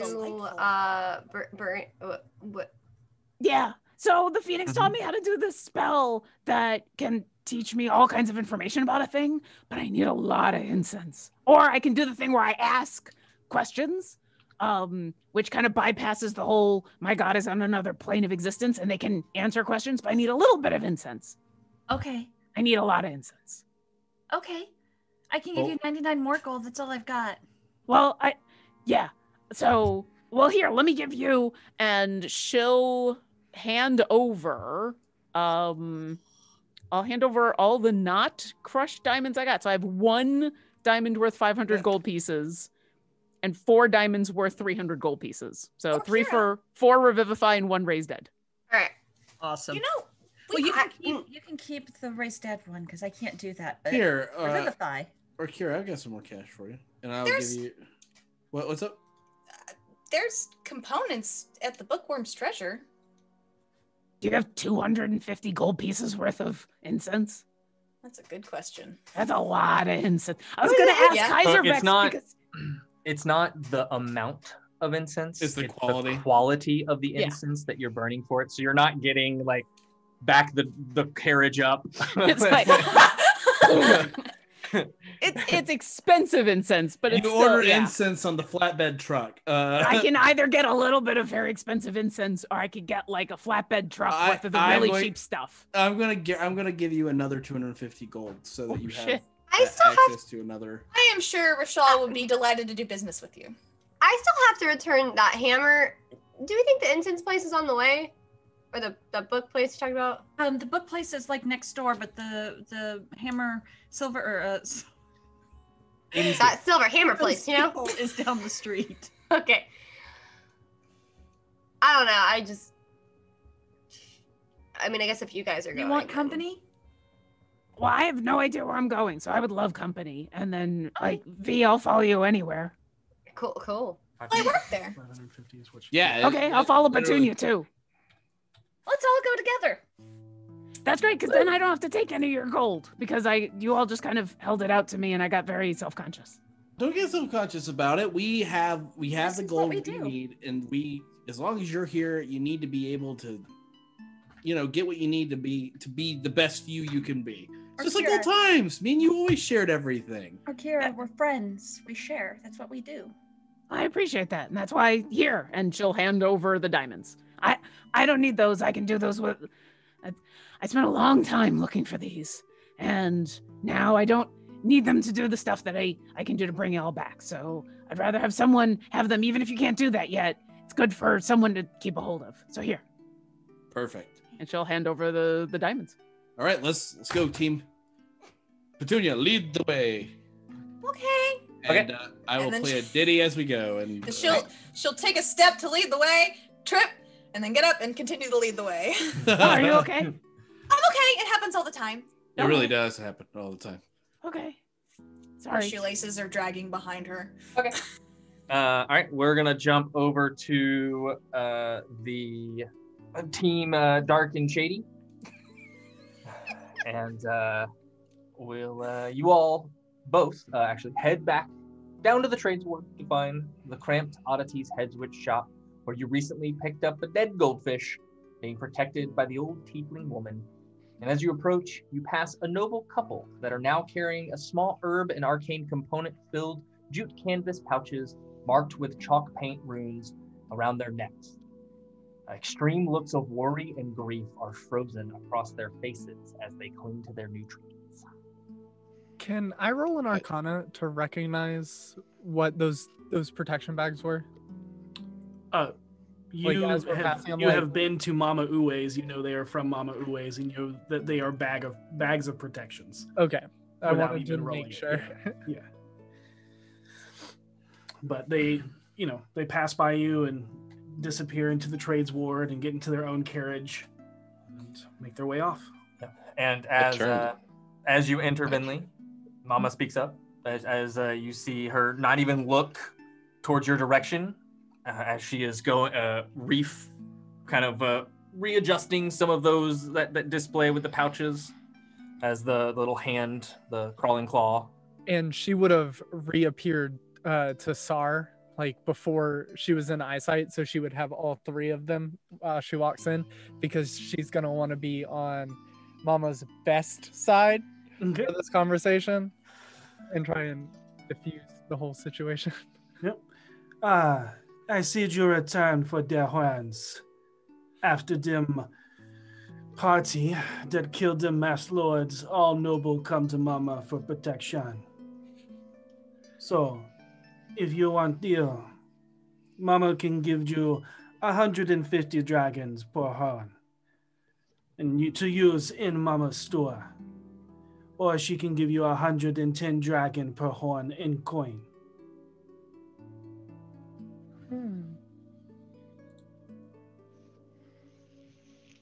I think I'll take the first deal, the 150 for your store.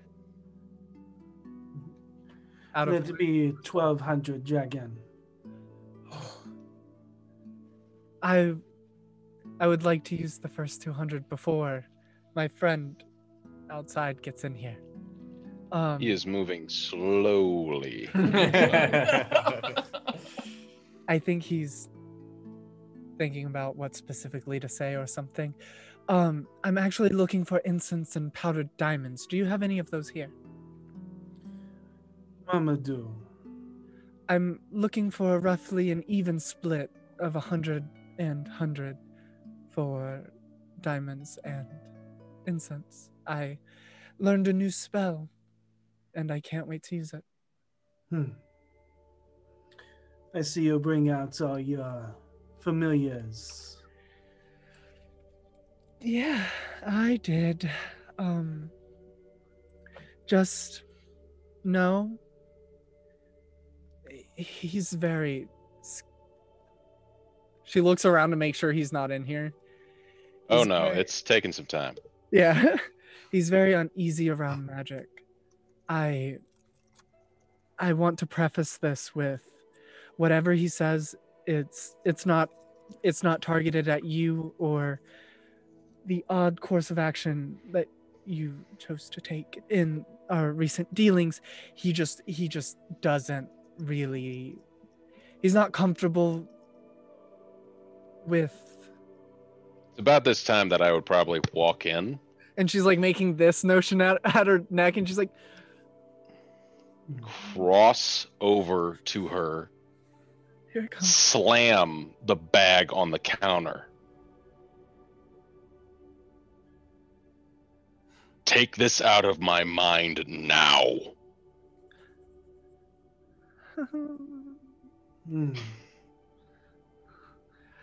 My ancestors told me when you said you were not going to do what you said, when you wrote your name into the chalk.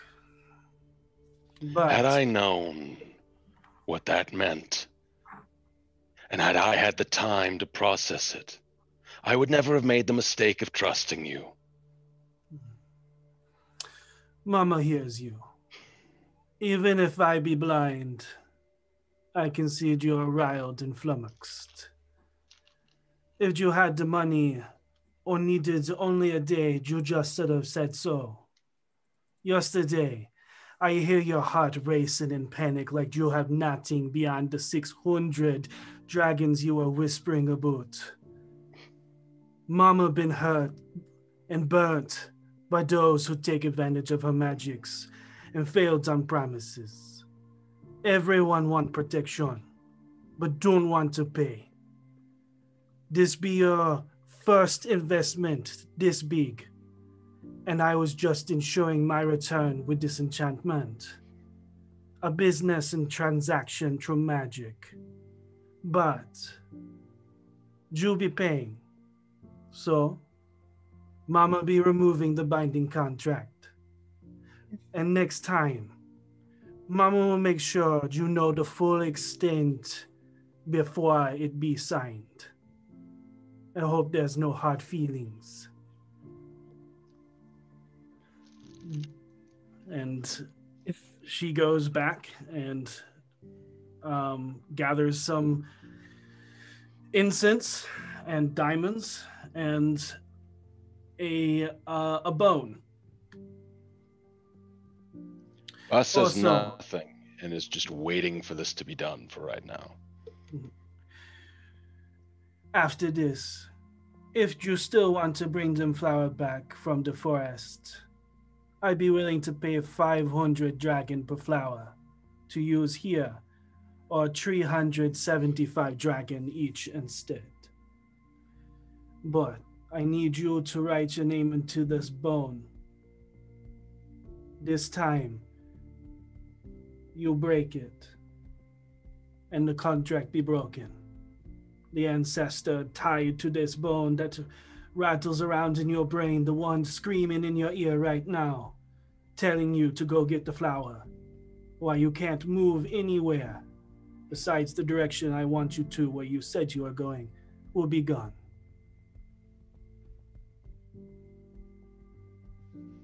I do wish yes. Okay. Immediately. Yeah, you write your name, and as you snap it, there is a moment where as soon as it snaps, you wait, and then the bone itself crumbles to dust as you feel that current pushing on you immediately wash away, and you feel yourself gain full movement. Yeah, and that like voice that was in your mind just washes away in a faint, just hollow breath. I walk towards the door. I close it. Is there a lock on it? There is actually no doors. It's just beaded curtains. No doors? Beaded No roots? doors. Then I don't do any of that. Yep. There's a long hallway of fetishes and parchments and things that hang, and the outside door is marked with runes, but there are no closing doorways. Okay. Binley, can you watch the door for a moment? And of course, and she'll wave her hand, and her three familiars will all sidle up to the front door and just look out through the beaded curtain. One eyeball slides underneath the beaded curtain and is just like looking around to make sure no one's walking up. They got it covered. I'm a man who has had my soul bound and chained almost my entire life. And to think that it could happen in my mind in an instant is intolerable. Mama, My not first know thought your was whole to- backstory. Why are you yelling at her for that? I have a point. To think that it could be done in an instant makes me hate magic all the more. But I find myself swept in the currents of dark and forbidden things. Have you felt that in this city? The undercurrent of something evil lurking underneath it. Not the Xanathar, not the Zentarum, something real and vile and ancient. Tell me you haven't felt it. Why do you think Mama runs this shop? Look around you. It's all protections. Then you know pay best. I don't want your gold. I'm out of my element. I get this flower for you. I want to know how to kill this shit and how to keep it from killing me. I am out of my depth. I admit that. And the fact that you could break into my mind at a moment's notice tells me I know nothing about this place or the things within it. No. Mama not break into your mind. My ancestor was tied to you. And as Vinley can speak, she knows that Mama is tied to that plane. I speak with the ancestors. I teach her. So when the ancestors hear you say, find flower, Mama hears a whisper in her ear. But that's fine. That's not the problem. Whatever the case, I need to know how to destroy these things. All of them. And I feel you know how to do this. If you do this for me, I'll go and find your flower for no cost. But that's what I want. And she kind of looks like heavy in her thoughts. She goes, I wish I could tell you how to kill them. I can protect you. And because you are the ones supplying Mama.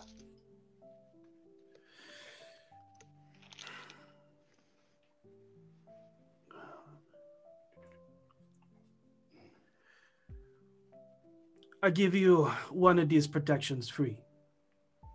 And if you ever need to buy another one, I sell it for a 25% discount.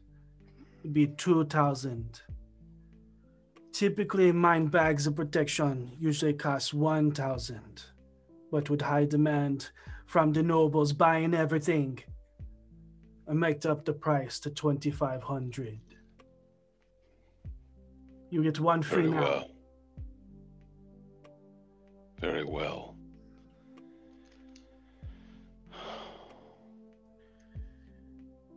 And everything you see Voss do, it feels like, even with the slow spell removed, this is against everything he believes in and everything he wants to do.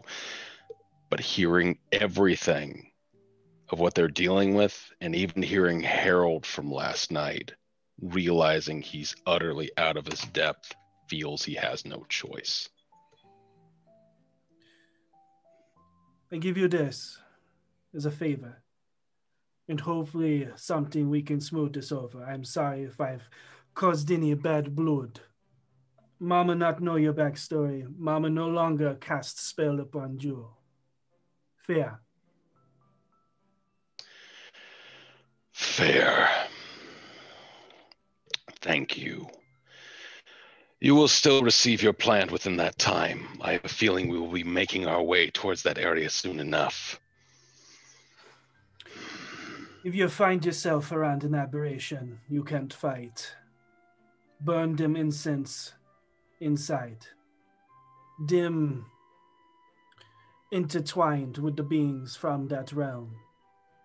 They won't be able to affect your mind. They won't be able to even touch you as long as you stay away.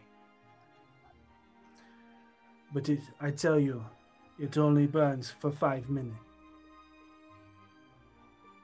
I'll keep it in mind. And through gritted teeth and boiling with anger, he turns and he leaves and waits outside. That went better than I thought it would. Boy needs to be careful about lifting up the plot. He may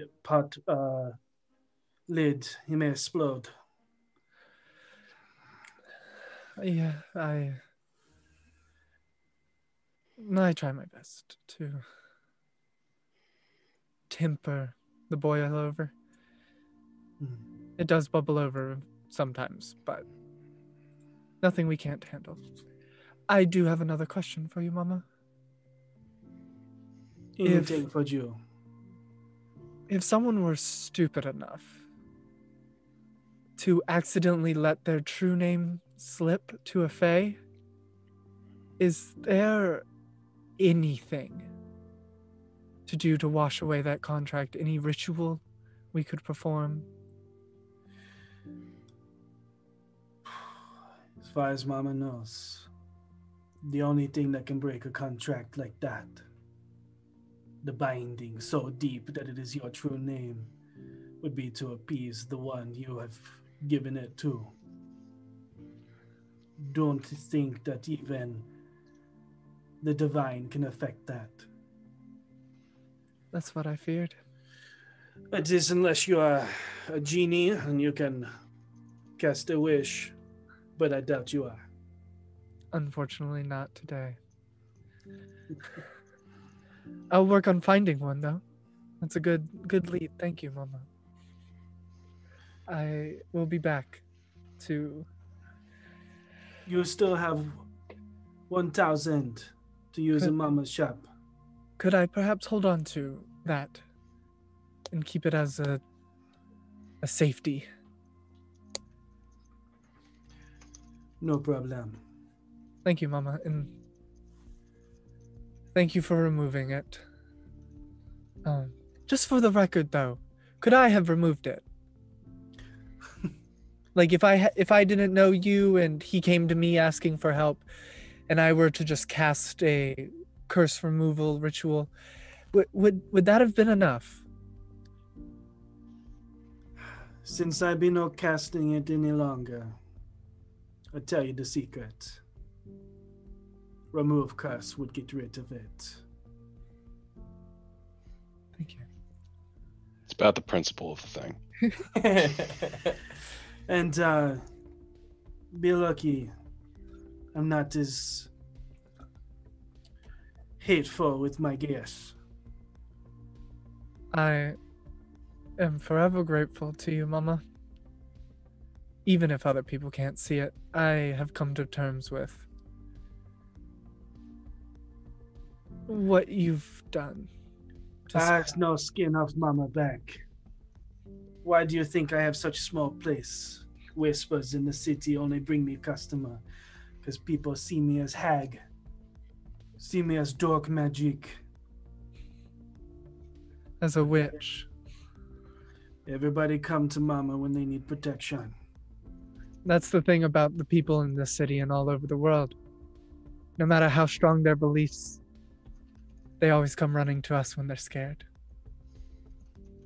That's why I liked you. I'll see you around, Mama. I see you too, Vinley. And she will walk out and collect her familiars, and as she picks Phelan up, she just kind of dissipates into blue smoke, and she goes, "Oh, well, they lasted long enough." And she's outside. Boss is just leaning against the back of the shop, seething with anger. Are you done? And I have a better way of protecting our home now, even if we're not there. Good. There was a time I would have just slit her throat. Try. You would have tried. You'd be surprised what I can do when I have the will for it. But where we are right now, I understand so little of it. I can't afford to make enemies. We have so many. I agree. And I don't blame you for the way that you feel, Voss. I felt the same way once. After I woke up, I hated magic, hated what it had done to me, hated what I had become because of it. But eventually, I realized it's just a tool to be used. How you use it is up to you.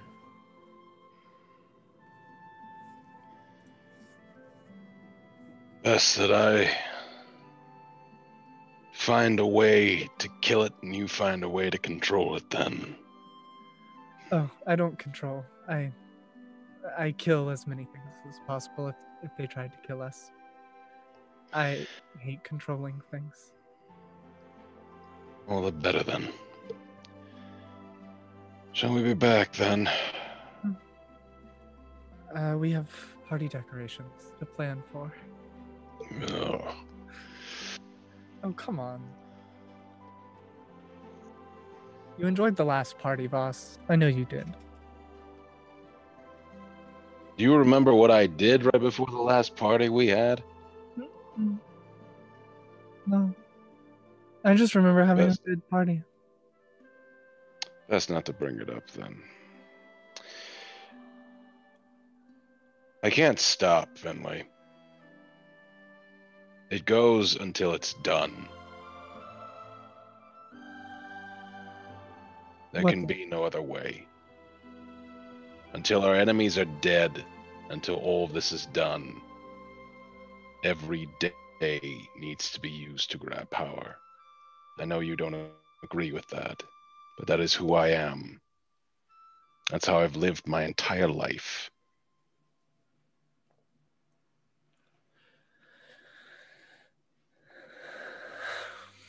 That's the fun thing about humans, I've learned.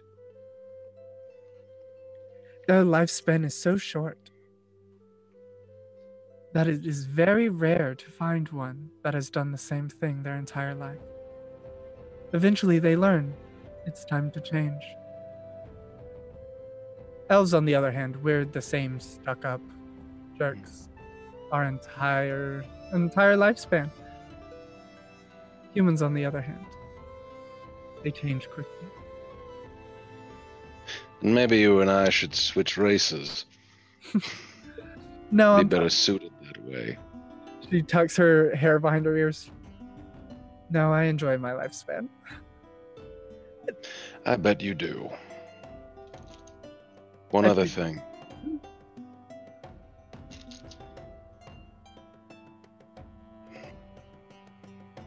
When I die, don't attempt to revive me. This is my last life.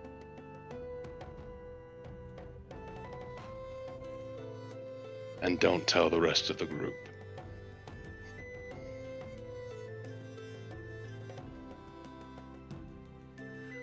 Unlike our other deals, boss, this one I will have to think about. Oh. So you do. With that, I'll get back into the carriage, feeling heavy. And Vinley will disappear into the ether. I will wonder where she has gone. Sorry. Gonna look around a little bit. Vinley? Yeah. My entire video system just crashed. That's okay. Well, we were going to switch to the other group anyways. Yep. Hey. So as you all head out, and y'all are all heading towards the same area, we're gonna, for brevity's sake, we're gonna split things up.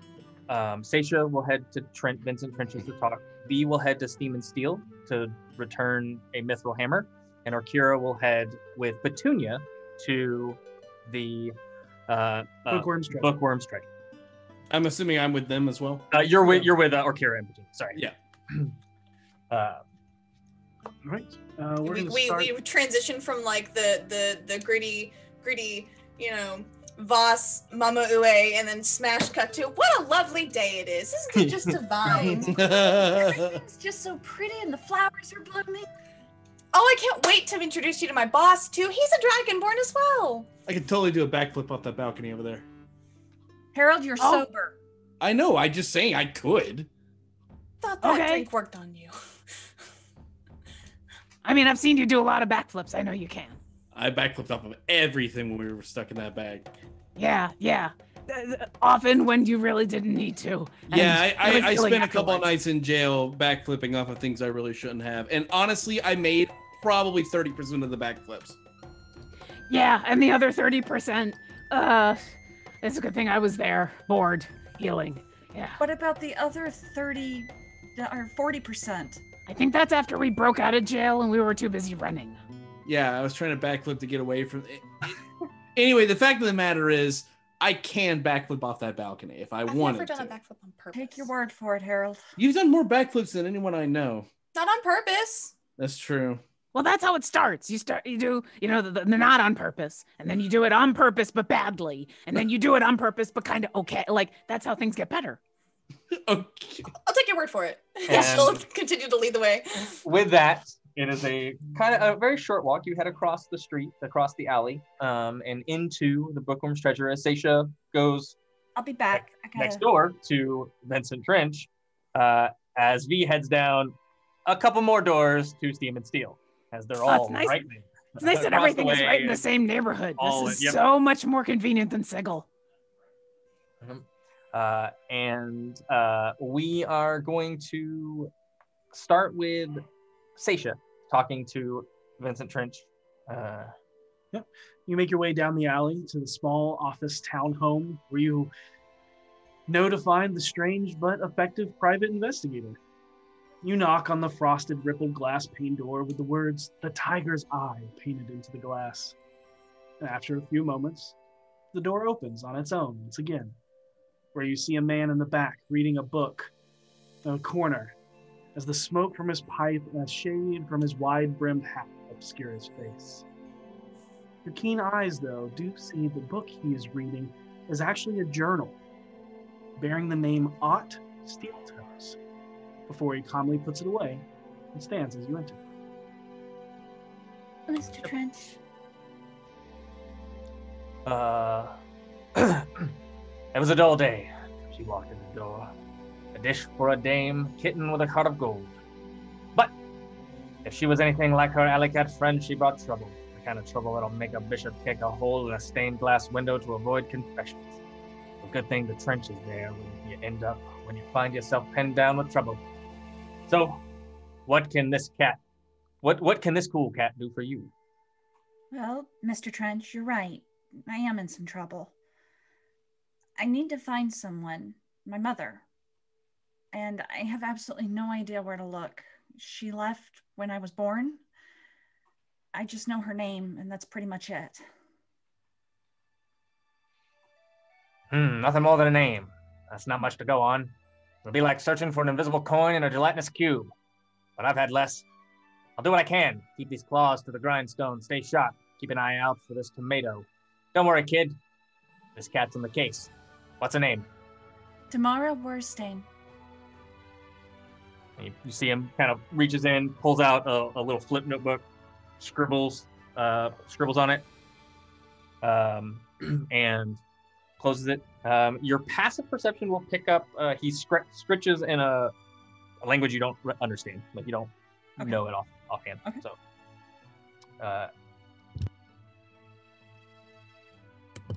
but it is one you've seen. Okay. When you saw his journals before. Do I recognize what the language is? Not off that glance. It's just like, oh, I've seen that script before. Right. And yeah, when I used Comprehend languages. Comprehend languages. Yeah. Yeah. Okay. But he flips it, puts it back in his in the inner pocket of his jacket. Anything else I can do for you? How much is this going to cost? Right. This here. 200 gold. Half up front. Okay. 200 dragons, he says. Okay, I can do that. And she gives him 100 dragons. Okay. Or no, I only have 99 now. Oh, let me run next door where my friends are and get a dragon. You're short one dragon? Kitten, I assure you, that's okay. And he'll take the 99. You can bring back 101. Once the job's done. Got it. Thank you, Mr. Trench. I really appreciate it. I appreciate the drink you have. Thank you. If there's anything you ever need, just let us know. And Bye. he'll, and he just kind of, as you go to leave, the last little things, milk, warm milk, and then like, the door closes. Don't forget to invite him to the party. By the way, we're having a big party tomorrow night. We killed a dragon, so we're celebrating. Well, I can do one of two things. I can party with you, kitten, or I can find your mom. Take a night off and come party with us. This cat doesn't take a night off. City never sleeps, neither does this cat. Then find my mom. Please. He'll tip his hat to you. Thank you, Mr. Trench. And with that, yep. V, you make your way down to Steam and Steel as you enter into the husband's smithery, Avi and Imbric, as Avi is working on tooling a leather breastplate, as Imbric can be seen hammering away on what looks to be a longsword of some sort. And as you enter, Avi looks up and smiles and says, "Ah, what can we do for you? Returning, I hope it was of use." Yes, and the good news is nobody died, including me. That is fantastic news. I am quite fond of your establishment, and I would hate for you to fall. And he'll take it and, darling. And you hear the tink, tink of something being forged stop as the man with, of dark skin that looks like cooling lava and bright glowing eyes, wearing just a leather apron and pants filled with tools of a smith, comes and he takes it and looks it over. Not damaged. No, we only needed to hit it like this one thing, so it's all good. We didn't even need to fight with it. Now I'm intrigued. You'll have to tell me sometime. It was like the most complicated, oh my god, what's the word? Scavenger hunt I've ever been a part of. Adventures. Yeah. Yes. What?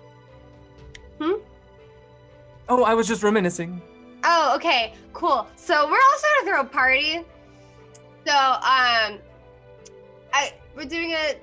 Sorry, out of game. We're doing it tomorrow or the day after tomorrow. Okay, it's gonna be tomorrow night. The theme is fire and victory and red and like gold and blood, all those things. Everything seemed like, yeah, all right. And then you got the blood, like, Oh no, it's red. Odd aesthetic choice, but okay. I believe I'm already dressed for the occasion. Yeah. Yes, you are. Oh, okay. Not in front of others. I'm sorry, I can't help myself. That's fine. The attire for most people will probably be sexy, so it's fine. I mean, hot is sexy. Mm-hmm. Like fire. It goes with the theme. See what I mean? And you see, like, his like cool blue skin with his long greenish blue hair just kind of gets a little bit more redder as he like gets a little embarrassed at what he just said. Like, he's like, I'm a lot more loose-lipped today than normal. I apologize. I've become so accustomed to our neighbors that, they... Yes. Perhaps we can invite Tally and have another dance. That was fun. Being friends again. I think so. Is there anything else you need?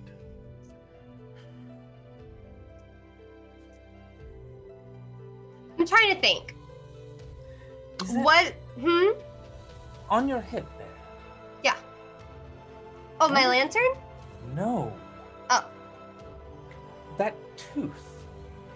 Oh, yeah, it's from a dragon. We killed it yesterday. We did that yesterday. That is fascinating. I can harness the fire from within the dragon into that as a dagger. Well, she kind of takes it out and puts it on the table and goes, "Be my guest." I just sort of took it as a token. I didn't really think about using it as a weapon, but that's cool. It just sounds cool. I don't even know what it means. Is that like a flaming dagger? No. Oh. It would be the heat residual from inside the tooth itself. Because I can tell that is no, that is unmistakably a red dragon's tooth. Yes. Just part of why red is a big part of our victory party theme. We're celebrating. Makes sense. That we all didn't die. Yep. In order to fashion it, it will normally, we would charge the residual magic from the tooth itself as well as the heat. It would be an enchanted blade as well as be able to sear the wounds it stabs into. Normally that's a 2,000 gold item that we would sell. However, with you providing the base material and because you're more or less family, we would do it for 900 gold. And we could fashion it within the 10-day. That sounds cool. I'll do it. You said it cauterizes wounds? Yes. So it's like you stab someone and you pull it out, but they don't bleed. They just have the internal wound. In a sense. That would be great for toast. It would be like a red dragon biting down into your flesh. Can you imagine though, like just cutting bread and it's just toasting as you go? I guess that's one way you can use it. Yes. And if you own a tavern, that's handy. That's like instant toast. If you cut the butter, it would already be pre-melted. Pre-melted, yeah. I think this is an investment. I think so. But we will have it ready and you can pay upon retrieval if you want or pay up front. It is up to you. I can just pay you now. You said it was 900? 900 gold, yes. Okay. You have 900 gold on you just sitting around? Yeah. Yeah, of course you do. It is most of my money though. And as you get handed over, he says, "Excellent. Like I said, within the 10-day, it should be ready. You can either stop by or I can run it to you at your boat if you're home." Well, you'll know where I'll be. Of course. I'll see you tomorrow night. Oh, see you tomorrow night. And if you know, like, fire breathing, like belly dancers or something, just like hit me up, okay? I know one. Yeah? You actually know one. Okay. Didn't anticipate that. Excellent. I'm listening. We will let you know. And they start to fill you in on details. And we're going to cut over Are they Dragonborn? They are not. Oh, okay. That's But- fine, though. Yep. We will fill that in at the party. Okay. We will move over to Orkira and Harold and Petunia as you make your way to the Bookworms. Good job. that I can never remember the name of for the life of me. I don't know why. Wow, is this And day there's job. a worm and treasures. No. And as you walk in, Orkira, you see a library filled with books and various containers of magical components, scroll cases, just cluster. But it's like that, like nice independent bookshop that there's no real organization to. It's just stacks and stacks of books. Petunia can probably tell you where everything is, and it's organized perfectly fine. But upon first glance, it just looks like a fun, just nestled nook of books. And behind the counter, you see this very old gold dragonborn who has his whiskers, like the Fu Manchu style whiskers that gold dragons have, that just hang down. And he's got little spectacles on the ends of his snout. He's reading over a book, and you see he's dressed in very intricate arcane robes. Oh, Petunia, this place is awesome. And I'll look over at the Dragonborn behind the counter and go, in Draconic, say, "Hello, grandfather." And you see for the first time, Petunia, like his eyes grow extremely wide and a large grin creeps across his face. And as you see, he's missing most of his teeth. Rashal, this is Orkira. Orkira, this is my boss, Rashal. It is a pleasure to see kin. And the same, especially honored grandfather like you. Hi. But why do you have those? And you see him pointing to your wings. Petunia leans over and goes, I probably should have warned her about the to Harold. And Orkira will like just gently shake her head. Everyone asks. I'm used to it. It's okay. I would love to tell you the full story, but I do need to get a few things first. I need so Petunia was gonna help me. I need a lot of incense, or really expensive incense, and she'll look around all of the books and then look back at you, Petunia, and say, "Do you think there's a book here that could teach me how to speak primordial?" What? Petunia thinks about it, and by that thinks about it, I mean DMs. Go ahead and roll me a. Actually, no, I'll roll. High or low? Low.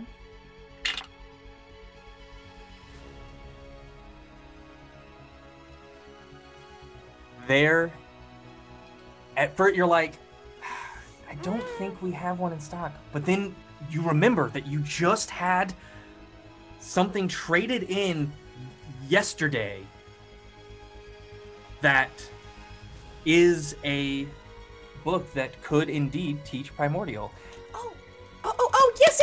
I think we do. I think we just got one in, and she'll kind of like shuffle around the stacks of books and papers to try and get into the new orders and stuff, the new arrivals. To get you see Harold literally walking around behind her, occasionally with his arms outstretched as if he's waiting for her to fall. It's weird because in here, there's no accidents.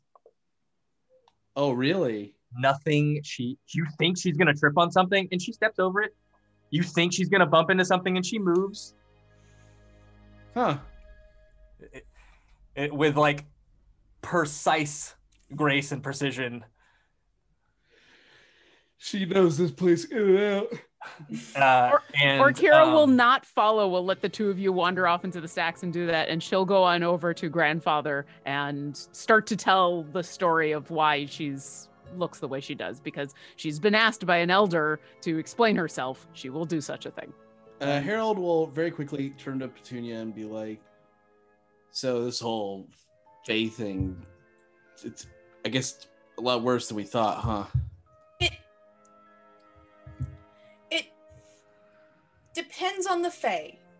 Now, the one we dealt with seemed reasonable, doing business. Somebody tells me that's not the same Fae. Somebody tells me that's somebody different. And they're working for whoever that I saw was. I don't know. I haven't upset you, have I? No. I just worry about you, that's all. I worry about everything. Hey. Well, you know, this job that I have, the adventuring thing and all the constant threat and, you know, death and all that stuff and dragons, I think it's important for me to just like kind of voice how I feel at most times, just kind of get my thoughts out there, no matter how it feels or no matter what's going on. Harold, what is it? I love you. What? Okay, let's find that stuff. Harold. Look, if something's gonna come and take me in the middle of the night and kill me or whatever, I'm just gonna say how I feel. And maybe that's moving too quick. Maybe it's weird. No, I don't think so. And just complete flusteredness, just absolute speechlessness, but not. She doesn't look upset. She just looks completely taken aback. Really? When I was on fire, I'm staring down the dragon. I wasn't thinking about the bar or the money. I wasn't thinking about the people of the ward, and I probably should have been, but I wasn't. All I could think about was I wouldn't come back home to see you. And so much isn't clear right now to me, but that just seems so obvious.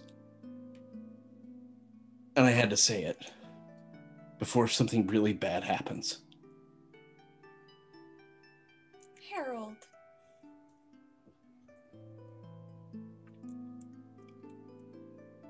I love you too. Yeah?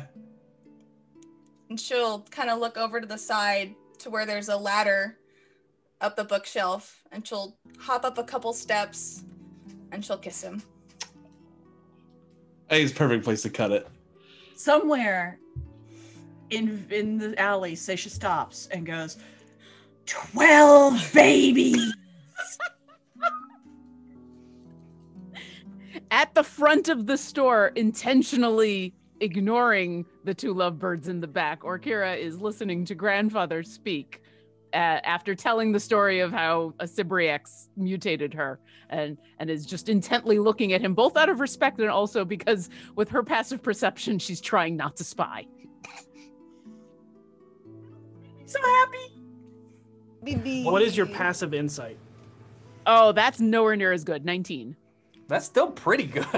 What? Yeah. Get out of here. Okay. so- Wherever B is, she just thinks, is Harold somewhere being emotionally honest with somebody? Amazing. Orkira, straight out the gate, you feel like he doesn't believe your story, but he's not offended in any way as he says, I do enjoy a good story. Thank you. You're welcome, grandfather. Just listen. Just avoid Sybriaxes whenever you can. Trust me. Raisha, Raishal, yes. what do you need? Well, I think they're getting me the book, and then I need 250 gold worth of incense because my god says I need it. Boarwood. I'm sorry, what? And he will slowly reach up and pull off the shelf a small box, and he'll open it up. It looks kind of like a wand case. And he opens it. And he pulls out a piece of wood, and it looks to be bored and like it has many imperfections in it. And he sets it on the table. I'll hand over 250 gold and say, thank you. This is... Yeah. The book is 5 silver. I will hand over 250 gold and 5 silver. and then if they're not back yet, she will continue to stand there and not go searching. We eventually return, and then we'll invite him to the party. Okay. He tells you that that is prized wood that has been infected with rot grubs. And to burn it, you need to shave it down and then burn them. Yep. Okay. So that, yep, your incense. And if there's anything else that you needed, then okay. We are going to move to everyone returning back to the tavern after running your errands. And as you make your way up to the common room, there was actually someone sitting on the couch. You see what appears to be a middle-aged woman with brown hair. She has simple garments on, and as you enter, she stands up, and once everyone is there, you gonna say something, Stacia? Sorry. I want to, while we're waiting for everyone to get there, I'd like to see through illusion. Okay. See if I can do this. Okay.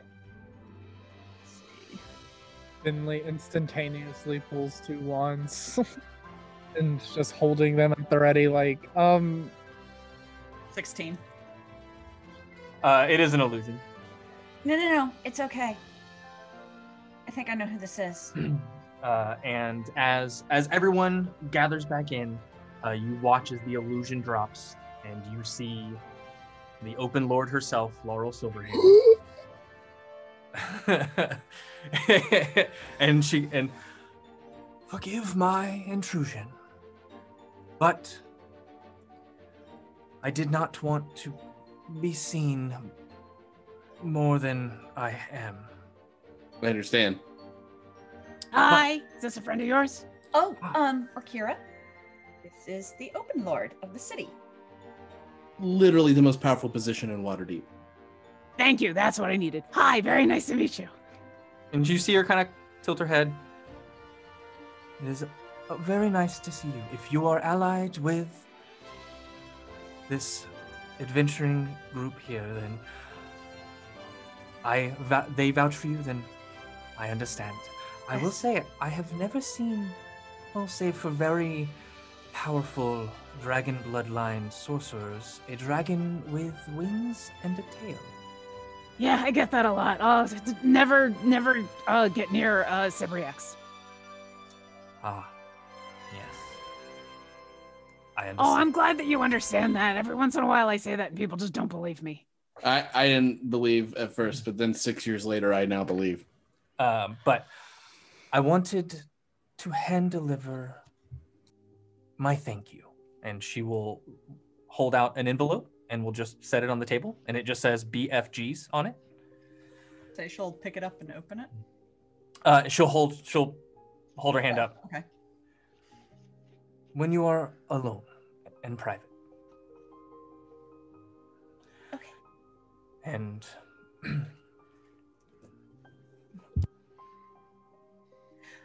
Actually, there is something Yeah. we need to mention to you, if you have a moment. I do. I was just on my way out. I just wanted to personally deliver my thank you. Thank you very much for that. Thank you. We've come up with an idea. Well, we've decided on one of the favors we'd like to ask you. And you see her kind of get a little more like professional as she straightens her back and puts her arms in her sleeves. Of course. What is it that you wish? Luskan to join the Lord's Alliance. And you watch like this knowing grin, but also like a little bit of snarky disappointment. And as she says, I knew he would find a way to weasel into this deal. It was a good one, though. It's very worth it. If that is truly what you wish, then it shall be done. Thank you. We are deeply honored. We're in agreement on it. Very well. Then I will start the official paperwork immediately. Thank you. And you see her again just sigh and shake her head. And then you kind of, and she leaves. Or head sleeve. If there is nothing else, then I will take my leave. As you watch as the illusion once again takes up. And as she goes to leave, she begins to mutter the incantations to teleport that you're familiar with, Vinley. And as she finishes it, you can hear the last moments of her breath. I know, Dove. I'm not surprised. As she dissipates up, as you kind of hear her talking to herself. And you are left once again. Open it. Open it. Seisha will open it. All right. And I wrap my arm around Vitunia's shoulders. Okay. And you kneel down to look. Open it, and you pull out what appears to be a folded handkerchief. I open it up. And it opens up to and keeps opening and keeps opening to a very large black round piece of fabric. Oh yeah. Oh man. Seisha, your voice has reached such a high octave that I had no idea what you just said, but I think I read your lips. That's a portable hole, correct? It's a what? A portable hole, like the same one we used to move the money into. Now we have one of our own.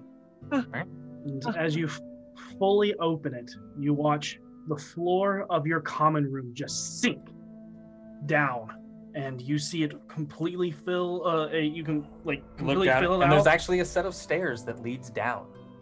There's stairs. Can we go in? Can we go in? Let's go in. Let's go in. Seisha will go down the stairs. Yeah, I will also go down the stairs. All right. As you go in, you are greeted by a mound of crescent moons and a note on top of it. Seisha opens it. It says, "For what you have done for this city is but a small price. Please accept these 10,000 moons as a thank you, as well as this portable hole." I back up the stairs carefully, and I grab Voss by the shoulder, and no matter how much he fights it, I force him. I would have gone down the hole. Okay, yeah. Goodness, So I just like reach over and like feel around for your shoulder, and then just grab it. Wow. Oh, those are really pretty. What are they? It's gold. That's a It's a lot. lot. One of those is a gold coin. Well, that's Oh. actually better than gold. That's platinum. Oh wait, no, Yeah. you're right. Harbor moons are Oh my- 50 gold, They're right? moons. They Yeah. are 10,000. Wait, 10,000 harbor. Is it 10,000 gold or 10,000 harbor moons? I think it's 10,000 harbor 10,000 moons. harbor moons. Oh my god. And I think that is where we're going to end tonight's session. Yeah. Wow. Holy shit. That's 500,000 gold. That's- I may have messed up. God. Yeah, I was about to say that's 500,000 gold. Okay, no, Yeah. he messed up. Million. I was like, Yeah. wait a second, didn't you just give her this It's- much gold? Yeah. Why'd you give her Yeah, that? I was about to say. I think it's Well, probably 10,000 gold. If it's 50 per, then it should be 5,000, right? Clutch my pearls. No, It is. You have 50,000 gold there. It is whatever the Okay, equivalent is. 50,000 gold. It's still a That's lot a of gold. 1,000 harbor moons then. 1,000. So it's 1,000 1,000 harbor moons. yeah. Yeah. Cool. Okay, All so right. So I was about to say, Sorry, here's the money you gave us. we are artists, not mathematicians. So apologize. okay. 1,000 That's right. harbor moons.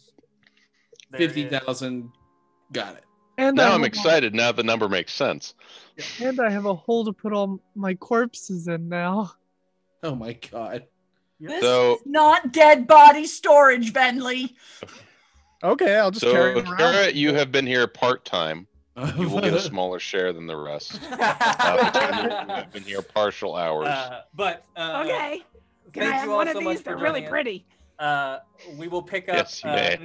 next week with a party, a special guest, and perhaps a fun visit elsewhere. So it should be a fun time next week. If you have not already, please enter #Beyond, #Eldritch for your chance to win either a player's bundle from D&D Beyond or an Eldritch Foundry miniature. We'll be making those pull in the next 30 seconds or so. Yep. Thank you for joining us, Ray, as Petunia Potts. Happy Valentine's Day. Yeah. Aw, Happy you guys Valentine's made my Day. Valentine's Day. Baby Valentine's Day. So cute. Day of love and stuff. Fire. Day of love and fire and blood. And red. And lots and of gold. victory. All right.